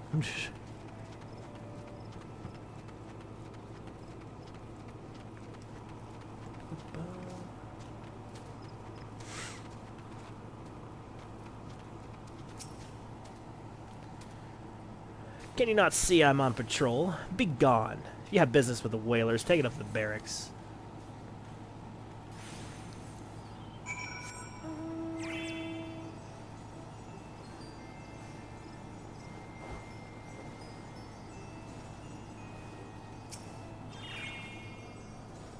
Not long now. To think the patrol routes and rations would fetch for such a price. No more than I deserve, though. It's little wonder the Empire's risen to such heights. If only the whalers paid men their worth. What is you? How long have you been? Help! Help! Please come quick, my friends. It is I, Laurantis. I am under attack. Honestly, if I didn't know that he's just an idiot, I would think he was trying to frame somebody named Laurantis. Because, hey, it is me, the criminal, reading loudly about my crimes here in a corner. Please come and help me, my name, the criminal. How did you I know nothing. I was on patrol. He just appeared. I thought you were working for the Garleans. And he's off. From a narrative standpoint, quests like this drive me crazy because they're trying to tell a story by essentially just goalposting your thing. It's goalposting just meaning like, oh, your princess is in another castle, which is just a very lazy plot device. It just keeps like, oh, here, just keep going. One more. Typically in the rule of threes. It's pretty standard for gaming. But it's a thing in gaming because it's a thing, and I don't agree with that as a concept. If you're trying to tell a story, a thing in game should be a thing because it's fun or engaging as a story, not because it's a thing in gaming. Unless you're subverting that in some way or making homage to it in some sort of parody, of course. But anyway. How long do you mean to keep this up? What is it you imagine I've done? Enough! Enough, I say! It's over, then. I sold maps and rations to the Empire. It was I, and I meant no harm. Only wanted the coin. The whalers are good, strong. I was proud to join their ranks. Am proud, but they do not provide. They preach justice, honor, duty. But in the end, it is those with money who do as they will, who live as they will. So I sought an opportunity to change my fortunes, and I took it. All I've done for money. Endangered myself, my home, everything and everyone I love. Why, my actions have put your life in danger, too.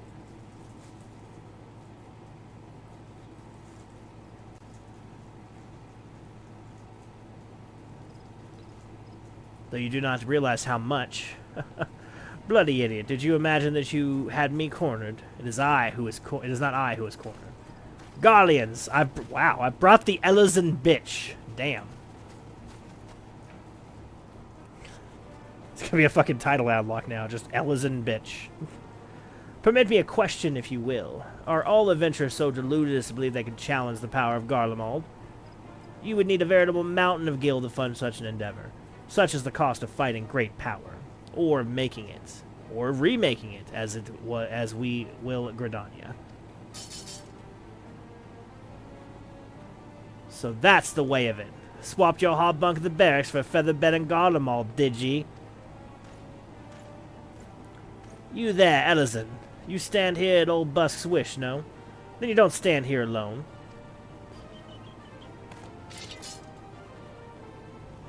These, by the way, are poachers. Like, Buscaroon's a very, let's say, rough and tumble type of guy, right? So he's got some rowdy friends, let's say. They're not law-abiding citizens by any stretch of the means. They are typically poachers or wherewithals or people who are just like you would normally kill them under most circumstances, but because it's in the name of Buscaroon, they're gonna fucking throw down. And that's where Laurent just fucked up. Watch out for any of them that look healery. That one right there.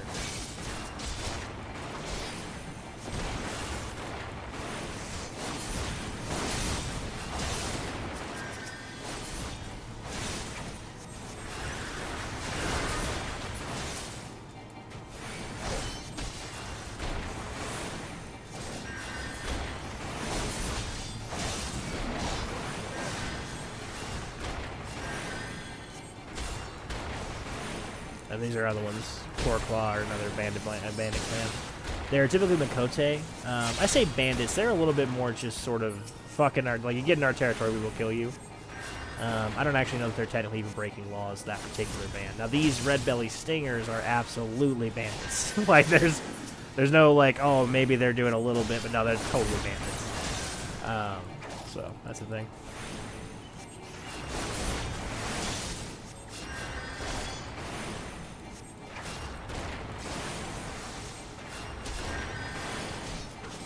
Curious how Laurentis has a healing spell, by the way.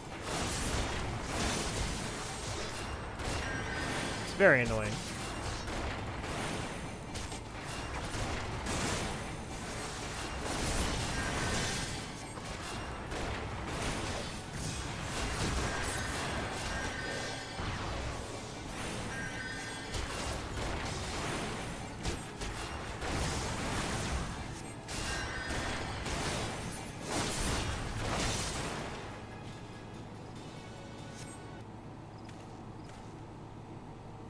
Impossible. How did you best the Empire's finest? And with bandits and poachers at your side?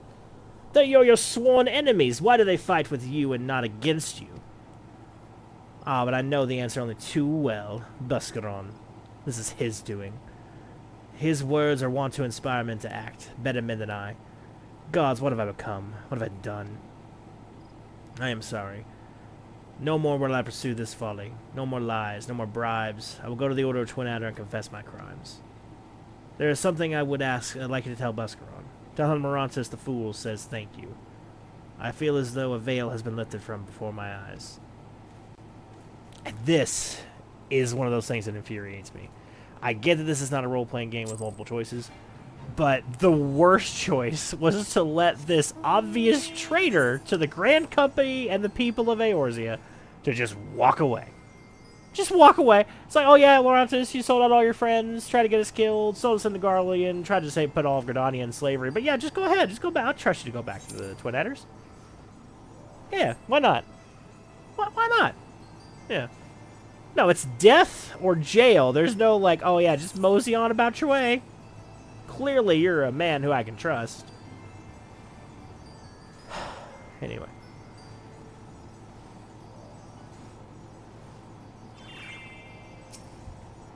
Laurentis confessed to his crimes. I just had word from the Twin Adders. Seemed his march straight into the nest and gave himself up. Lad's had quite a life, you know. His mother was killed by a brigand when he was only small. As a young man, he joined the Whalers, hoping to spare his fellow Gridanians the misery he'd known growing up. Trouble is, protecting Gridania is too big a job for one man, and he came to believe that he couldn't make a difference, that it was hopeless. There are few things more dangerous than desperation, and a man lost in the dark is easily drawn to the glimmer of coin. I reckon he thought that if he couldn't change the lot of his fellow man, he might as well change his own. Thing is, he was making a difference, just not on his own. Somehow he'd failed to grasp one simple truth. That those things we cannot do alone, we must do together. He asked you to thank me, did he? Then there's good in him yet. I just hope them at the Adder's Nest are able to see it. What he's done ain't easy to forgive, but I'd like to think he'd be afforded a chance to make amends. But let us leave his fate to the 12s. I have other news for you, Wisteria. The Sylph Elder has been found. Bum bum bum. Okay, last quest.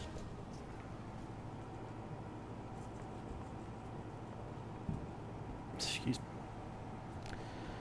It's taken us a fair old while, but we finally got our hands on some reliable information concerning the whereabouts of your missing green friend. Ahem. His name is Frixio, and he is the eldest amongst the sylphs, Little Solace. Long has he represented his kind in dialogue with the Godonians. Yes, he's like a bridge between us and them. A small leafy green bridge that we can't find at the moment. And bridges are no use if you don't know where they are. That's why it's important that we find him. There's an abandoned dungeon called Thousand Maws of Total Rock here in the South Shroud. 'Twas by the entrance to the place that Frixio was seen, and not long ago. Neither. If you hurry, I reckon you'll find him. Walking ones, please help this one. This one needs help. Needs help to help older one. Poor Frixio. Poor Frixio. Whoa, whoa, whoa. Hold your chocobos. Take a deep breath and tell us what's wrong, nice and slow. Elder one went into Total Rock, but has not returned. This one is worried. So very worried. And you're right to be. The place fair crawls with nasties waiting to make a meal of anyone daft enough to wander in. What of the seven hells was he thinking entering the bloody death trap? Elder One has no choice. Imperial Ones were chasing Elder One. Please, Walking Ones must help Elder One. Help Elder One now. Arg, the fates conspire against us. Forgive my pragmatism, but Frixio is our best hope of reaching a accord with the sylphs. Were we to lose him, all efforts thus far will have been for naught. I will tend to your wounds, Ida. Make haste to the Adder's Nest and request assistance. Understood. Al amigo. Not yet. Coming up. Wisteria, go to the 1,000 Miles of Total Rock and see that Frixio comes to no harm. Peace between man and sylphs rests upon your success.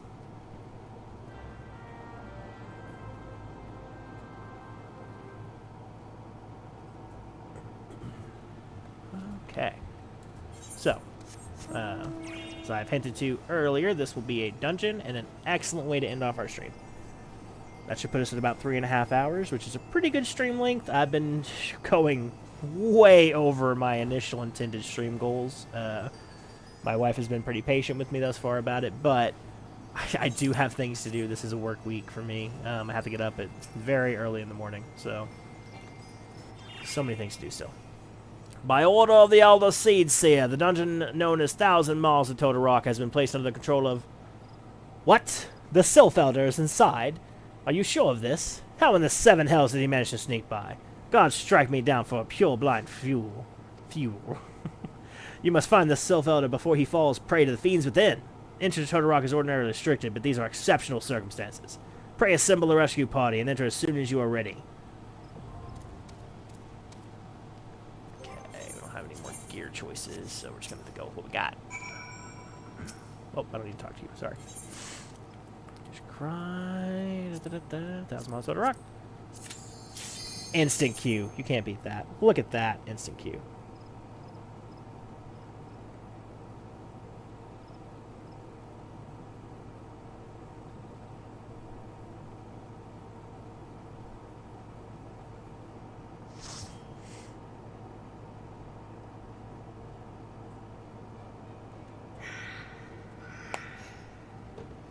Okay.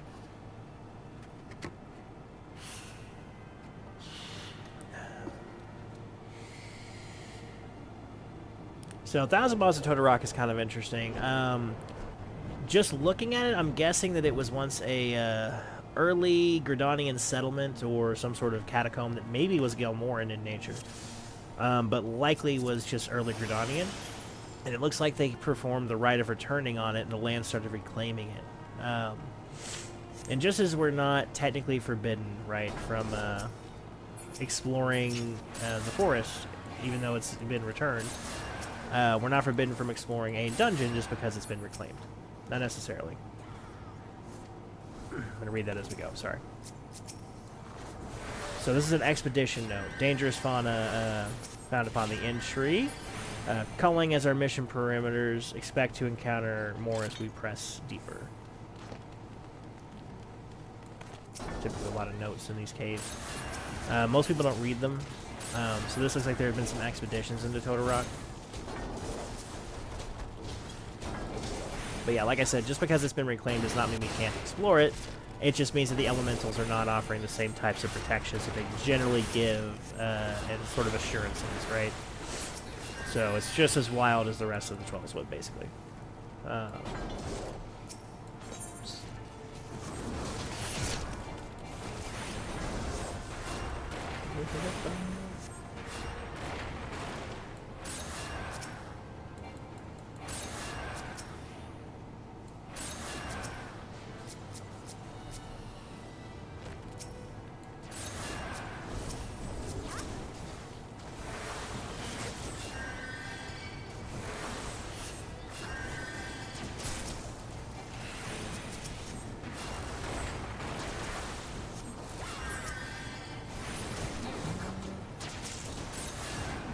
Sometimes you go to check inside cells like this. And again, we're mostly just, you know, it's a lore-based channel, so we're trying to look into any kind of things that people tend to miss.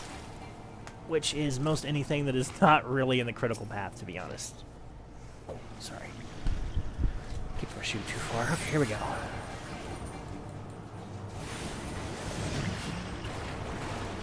Corello Nightclaws. I need to back away from him, because he is poisonous.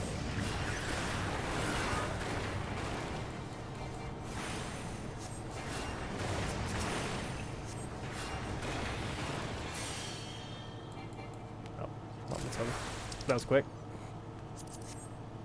Okay, it's about to cast Medica, but no need. We are all good. Nothing in there. Oh, here's a water stain note. First Spear Rydell, Expedition Note number 2, which is good because means we didn't miss any.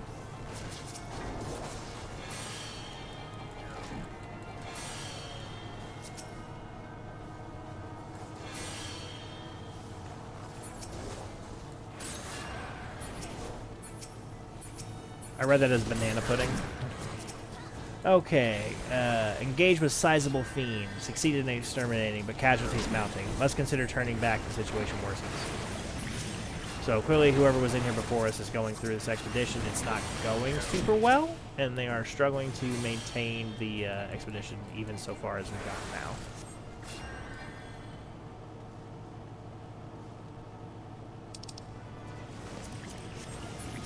Oops.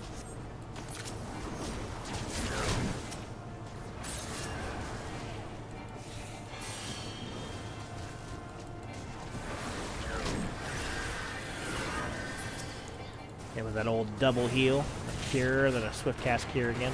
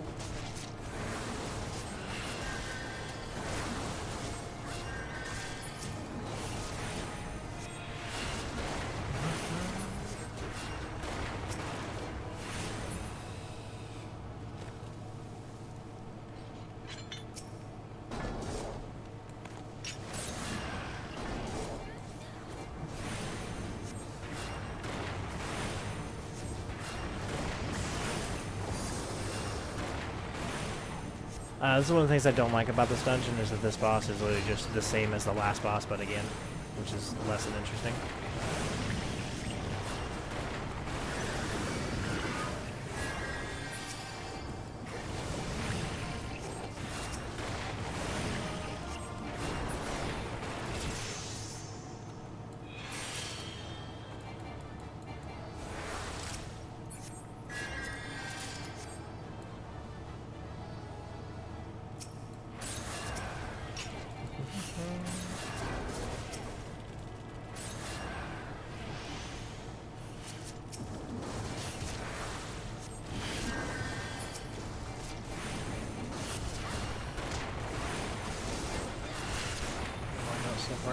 I wish I had little cells.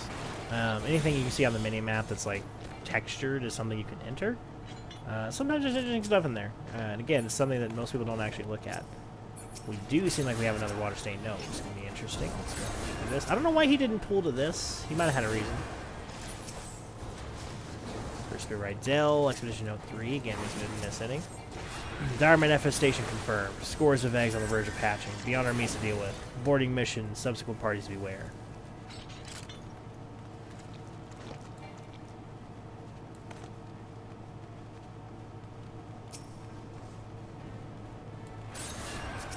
So we now know that dire mice are sort of the key predator infesting this place.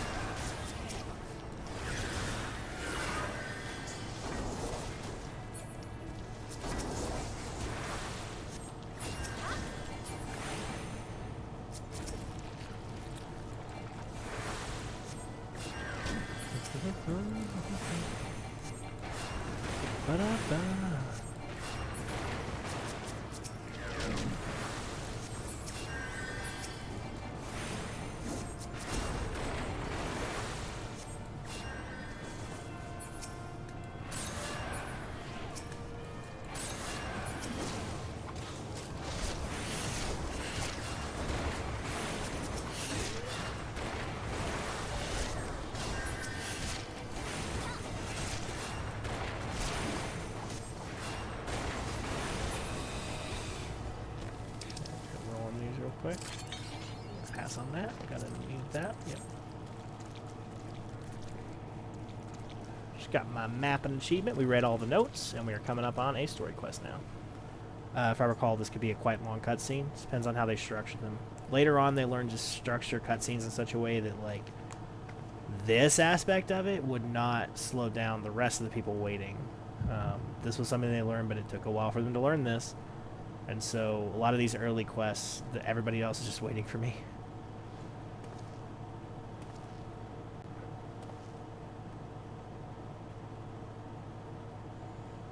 Ha ha ha ha! The mighty slayer of Ifrit comes now to me. With a countenance that bespeaks understanding, an intriguing power the echo, I must needs choose my words with care.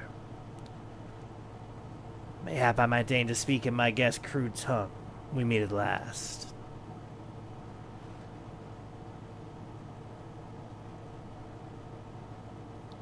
I am La Habrea of the Asians, servant of the one true God.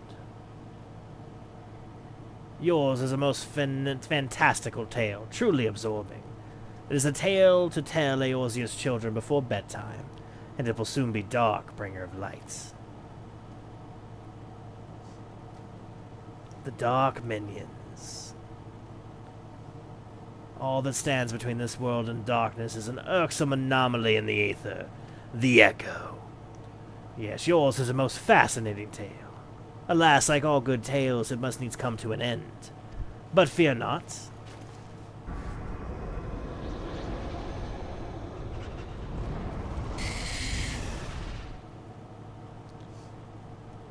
Here, feel the presence of evil.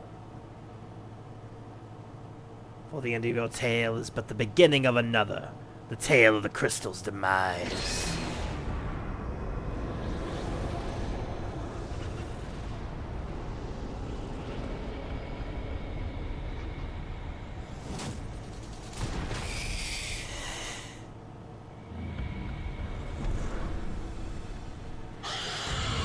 I believe this is the Grapheus.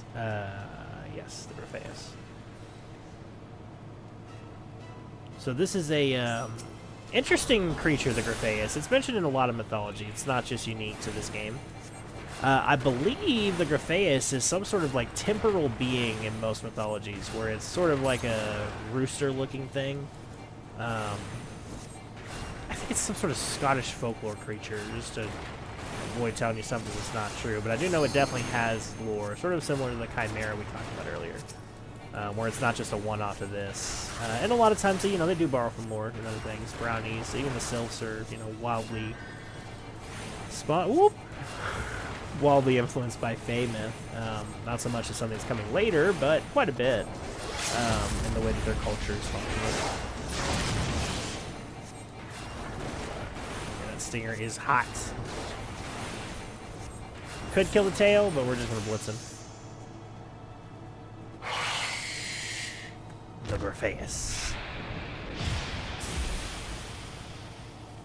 More like a graphy ass. More like a dead ass now.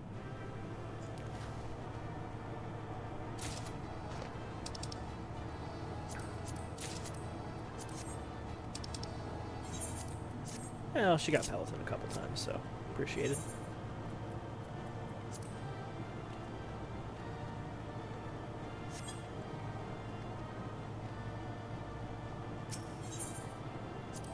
And 2 player comms, nice. And nobody pulled the boss. Just to clarify, they could have. They could have absolutely pulled that boss, but they didn't. I appreciate that.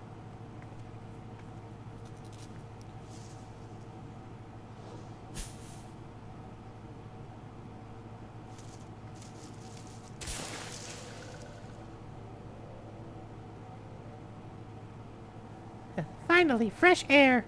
Mayhap not so fresh, but better than before. Ah, Sinister One is gone. This one can leave this awful place.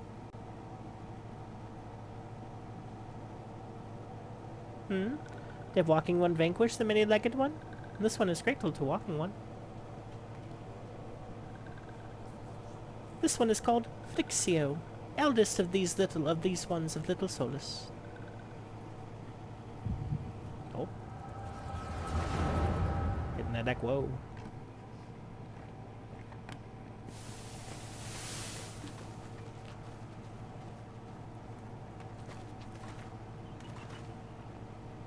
It's got a beard on him, though.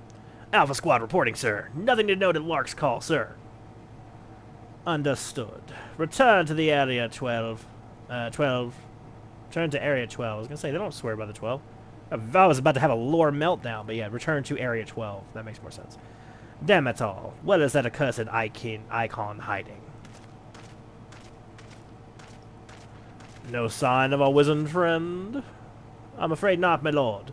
Shall I order the search perimeter be expanded? Absolutely not. We risk alerting the Dungeonnnnns to our presence. His Excellency bid us to avoid unnecessary confrontation. Though I am to admit it, I have found no evidence to suggest that Ramuh will be gracing the mortal realm in the near future.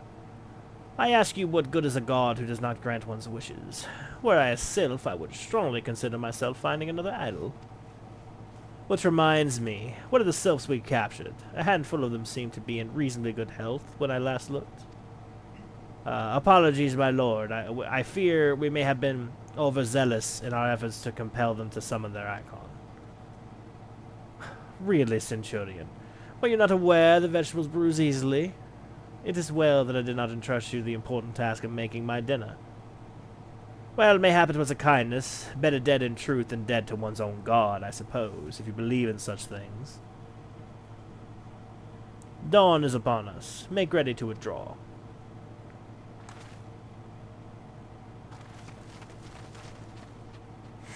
Useless.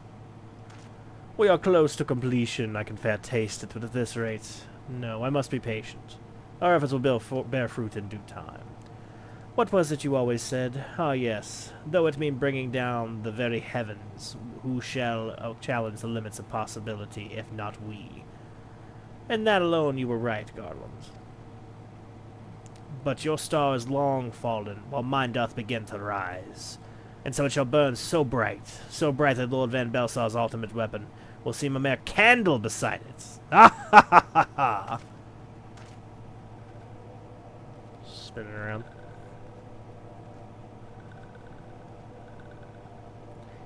Those walking ones did for Noxia. This one is certain of it. This one fears that other taken ones will also suffer the same fate. This one is convinced. Walking ones have black hearts, seek only to harm these ones. Walking ones are not to be trusted. Now, Noxia, do not pass judgment too hastily. Not all walking ones are alike. There are evil ones among the walking ones. There are good ones also.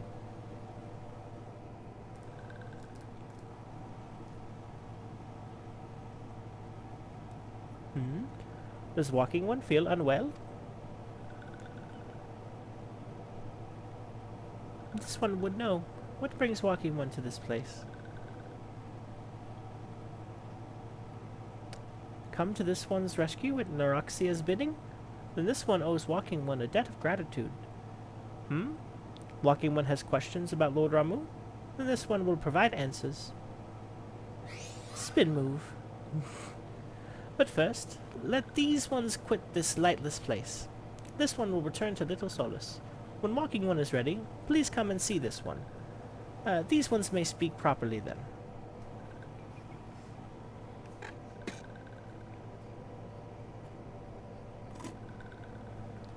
Then it is settled. Let this one accompany Walking One outside. The little wings. Tick, tick, tick, tick, tick, tick.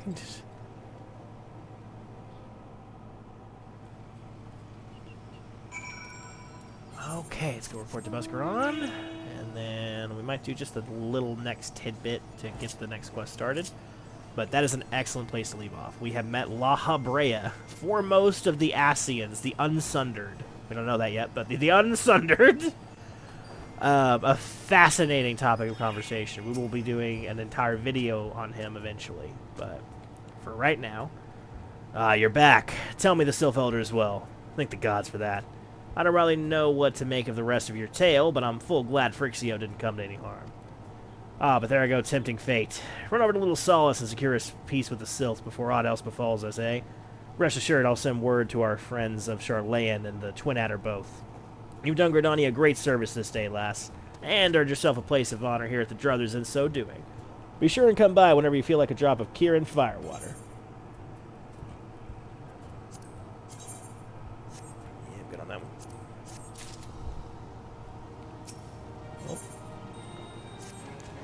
Say, friend, there's something else I'd like to see you see delivered to Little Solace. This Azima Rose Oil. It's a gift to celebrate the safe return of the tribe's elder, a token of Gridania's desire to unite. The wood is not what it once was. Calamity changed the elementals, weakened them. Till their strength is returned, we must lend them ours to keep the wood safe. But ours alone will not be enough. We must have the strength of the Sylphs as well. Only by working together and fighting together will we survive together. And the 12s would with us. The gift I ask you to bear is a symbol of the hope that both Gridanian and Sylph alike will live to see the light beyond this darkness. We will go ahead and do that quest, because that should be it with the Sylphs, I believe. I don't think there's anything else that the Sylphs really have to offer by way of story for now. There'll be a thing later, but right now I think we're about to be shifting our attentions to Limsa, if I'm not mistaken. And very much could be. Memory is not what it once was. You know, just like, what's his name? Something Hawthorne, Rayloff. But a humble man of 35. Didn't see now. A gift from Walking One, Buscaroon? A gift for these ones? Such a lovely scent. This one has never smelled anything like this before. Walking One, Buscaroon, and Adventuring One are very kind. Know that this one is deeply grateful. Many Walking Ones are scary. Many Walking Ones utter many lies and much deception. But this one is moved. Let all these ones be friends forever. Luxio. Oops.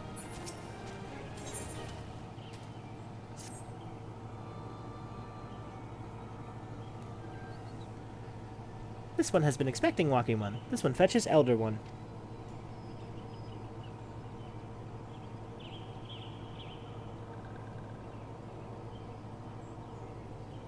This one is pleased to see Walking One again. Welcome to the home of these ones.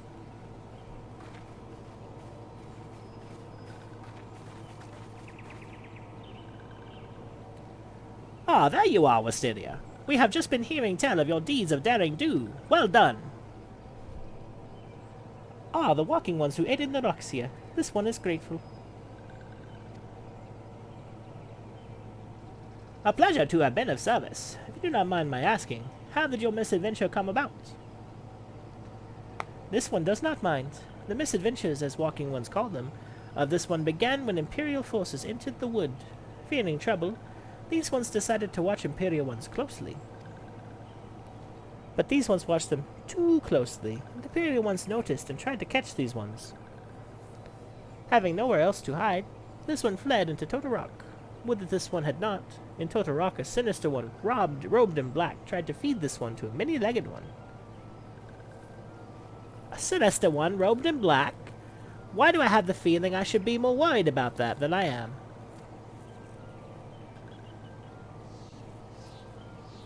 Elder Frixio, we come to see you as emissaries of the nation of Gridania.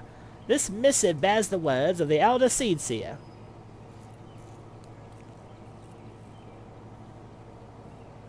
This one sees, so walking ones of Gridania are fearful of Lord Ramuh? Plainly put, yes. Your people summoned the Lord of Leven but once, yet that single occurrence caused a great alarm. But it's not as if Gridanians dislike you or anything. Actually, it's just the opposite. They think of you as friends, and they don't want anything to get in the way of that. That's why the Elder Seedseer wrote you. This one well knows and respects Horned One Kanesena. Be assured, I like walking ones of Gridania. These ones have no desire for conflict. These ones resorted to summoning Lord Ramuh to protect the wood from Imperial ones. This one counseled against doing so, but was not heeded. Against these ones' wishes, Lord Ramuh was summoned, and all these ones who took part became touched ones. These ones want so desperately to turn touched ones back to normal ones, but did not know how, and still do not know. Touched ones, meanwhile, wanted to turn these ones into touched ones, and did not know how. So this one fled into Little Solace, with all those ones who did not wish to be bound to Lord Ramuh. But walking ones of Gridania need not fear touched ones or Lord Ramuh. Unlike other primal ones, Lord Ramuh is not callous or cruel. So long as walking ones do not trespass on these ones' ancestral homeland, where touched ones reside, walking ones will not suffer thunderous judgment. But this one has spoken enough of touched ones. This one would speak instead of these ones. As this one said, these ones desire peace with walking ones of Gridania, and so these ones ask for a chance to set things right. By way of an addendum, mortals who are tempered come to take on qualities embodied by the primal in question. In the case of the Sylphs, Ramuh's influence has made them fiercely protective of their homeland. That explains why they're so hostile towards trespassers. But what about the abductions? A fine question, Ida. The abductions, I believe, are an expression of the tempered Sylph's desire for reconciliation, another quality traditionally associated with Ramuh. In the crudest manner imaginable, they seek to bring their fellows back into the fold, a timely reminder that the challenges posed by each primal are unique. Elder Frixio, we thank you for making your will known to us. The people of Gridania will rest easy on the knowledge that they and the Sylphs are united in the desire for peace. Wishing to cooperate, this one has written down one's feelings for these ones. Please see that these feelings are conveyed to Horned One Kanesena.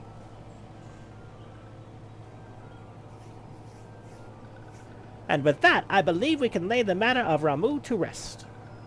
The Sylph Adder's very reasonable, I must say. You can learn a lot from him. Was that a jibe? If so, I feel it's only fair to observe that one of us wouldn't recognize reason if it would punch her in the nose. Did I say fair? I meant reasonable.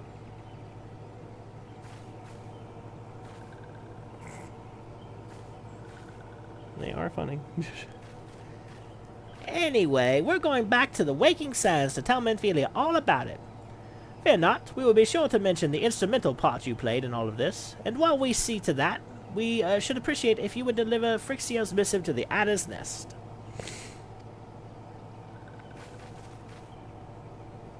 Elder Frixio, we humbly thank you for your time. It has been an honor.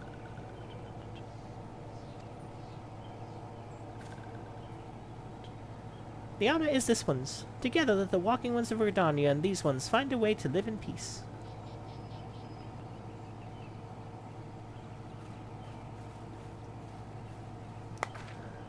Please wait, Walking One Osteria. This one has yet to give Walking One a token of this one's appreciation. When these ones summoned Lord Ramuh, these ones were gifted this crystal. This one would now bestow this crystal upon Walking Ones, a symbol of this one's trust.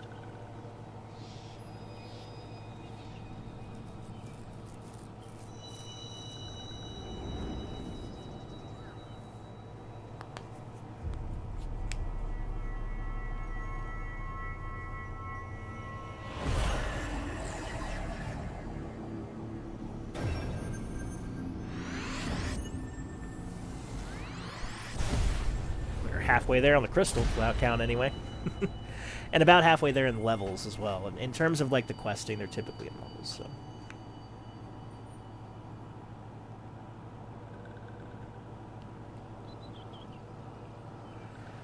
Yes, this one was not mistaken about Walking One.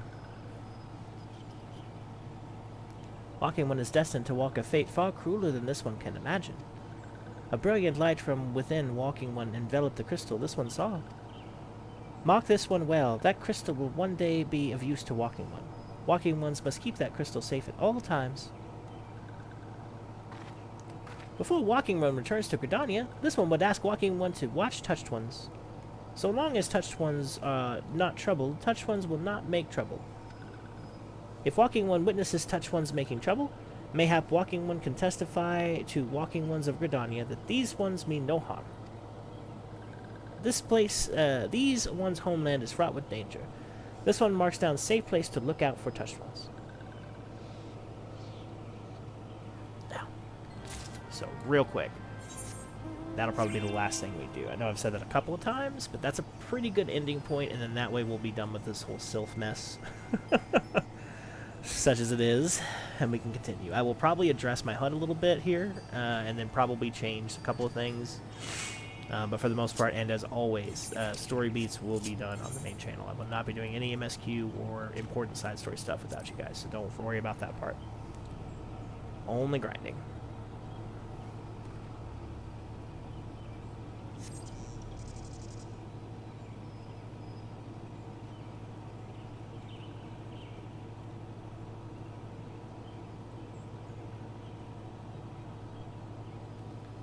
Tempered self-distance. You do not sense they pose any danger if left alone.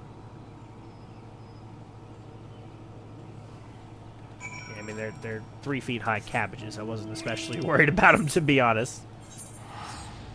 Okay, though. Let's go ahead and go here.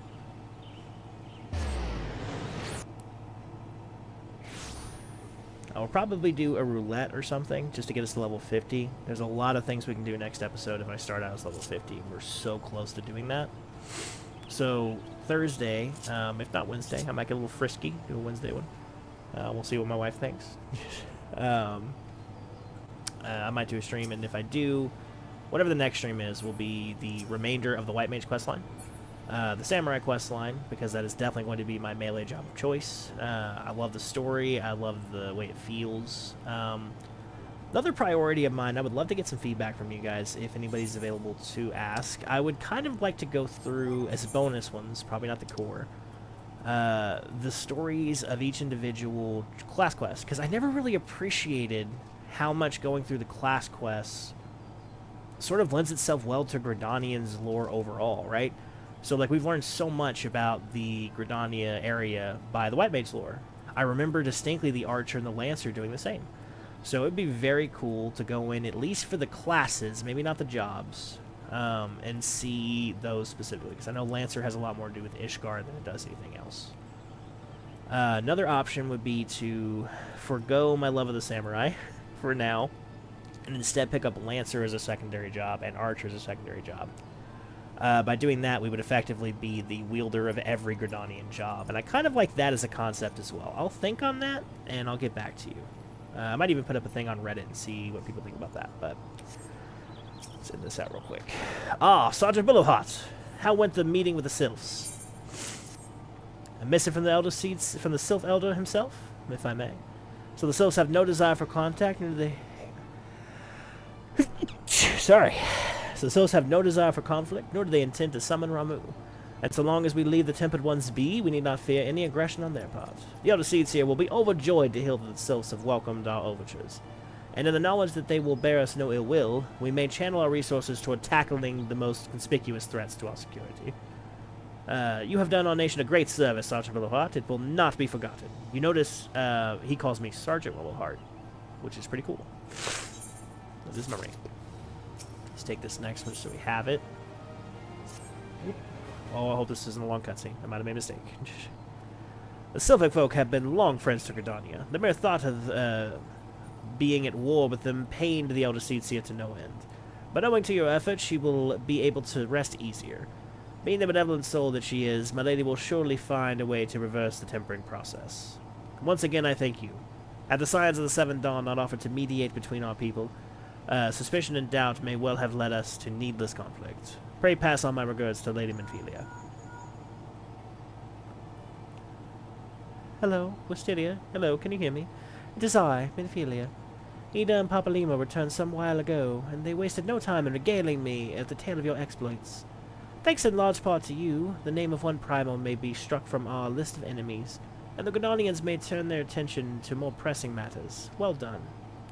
Yet the end of one tale is but the start of another. Pray return to the waking sands at your earliest convenience. I would appraise you of the present situation in person. And that is, again, the perfect spot to end it off. So, I have been Ursa, the Literary Bear. I appreciate you guys coming in, and once again, let us know how the stories that shape you have shaped your travels. We will see you at the next campfire, friends.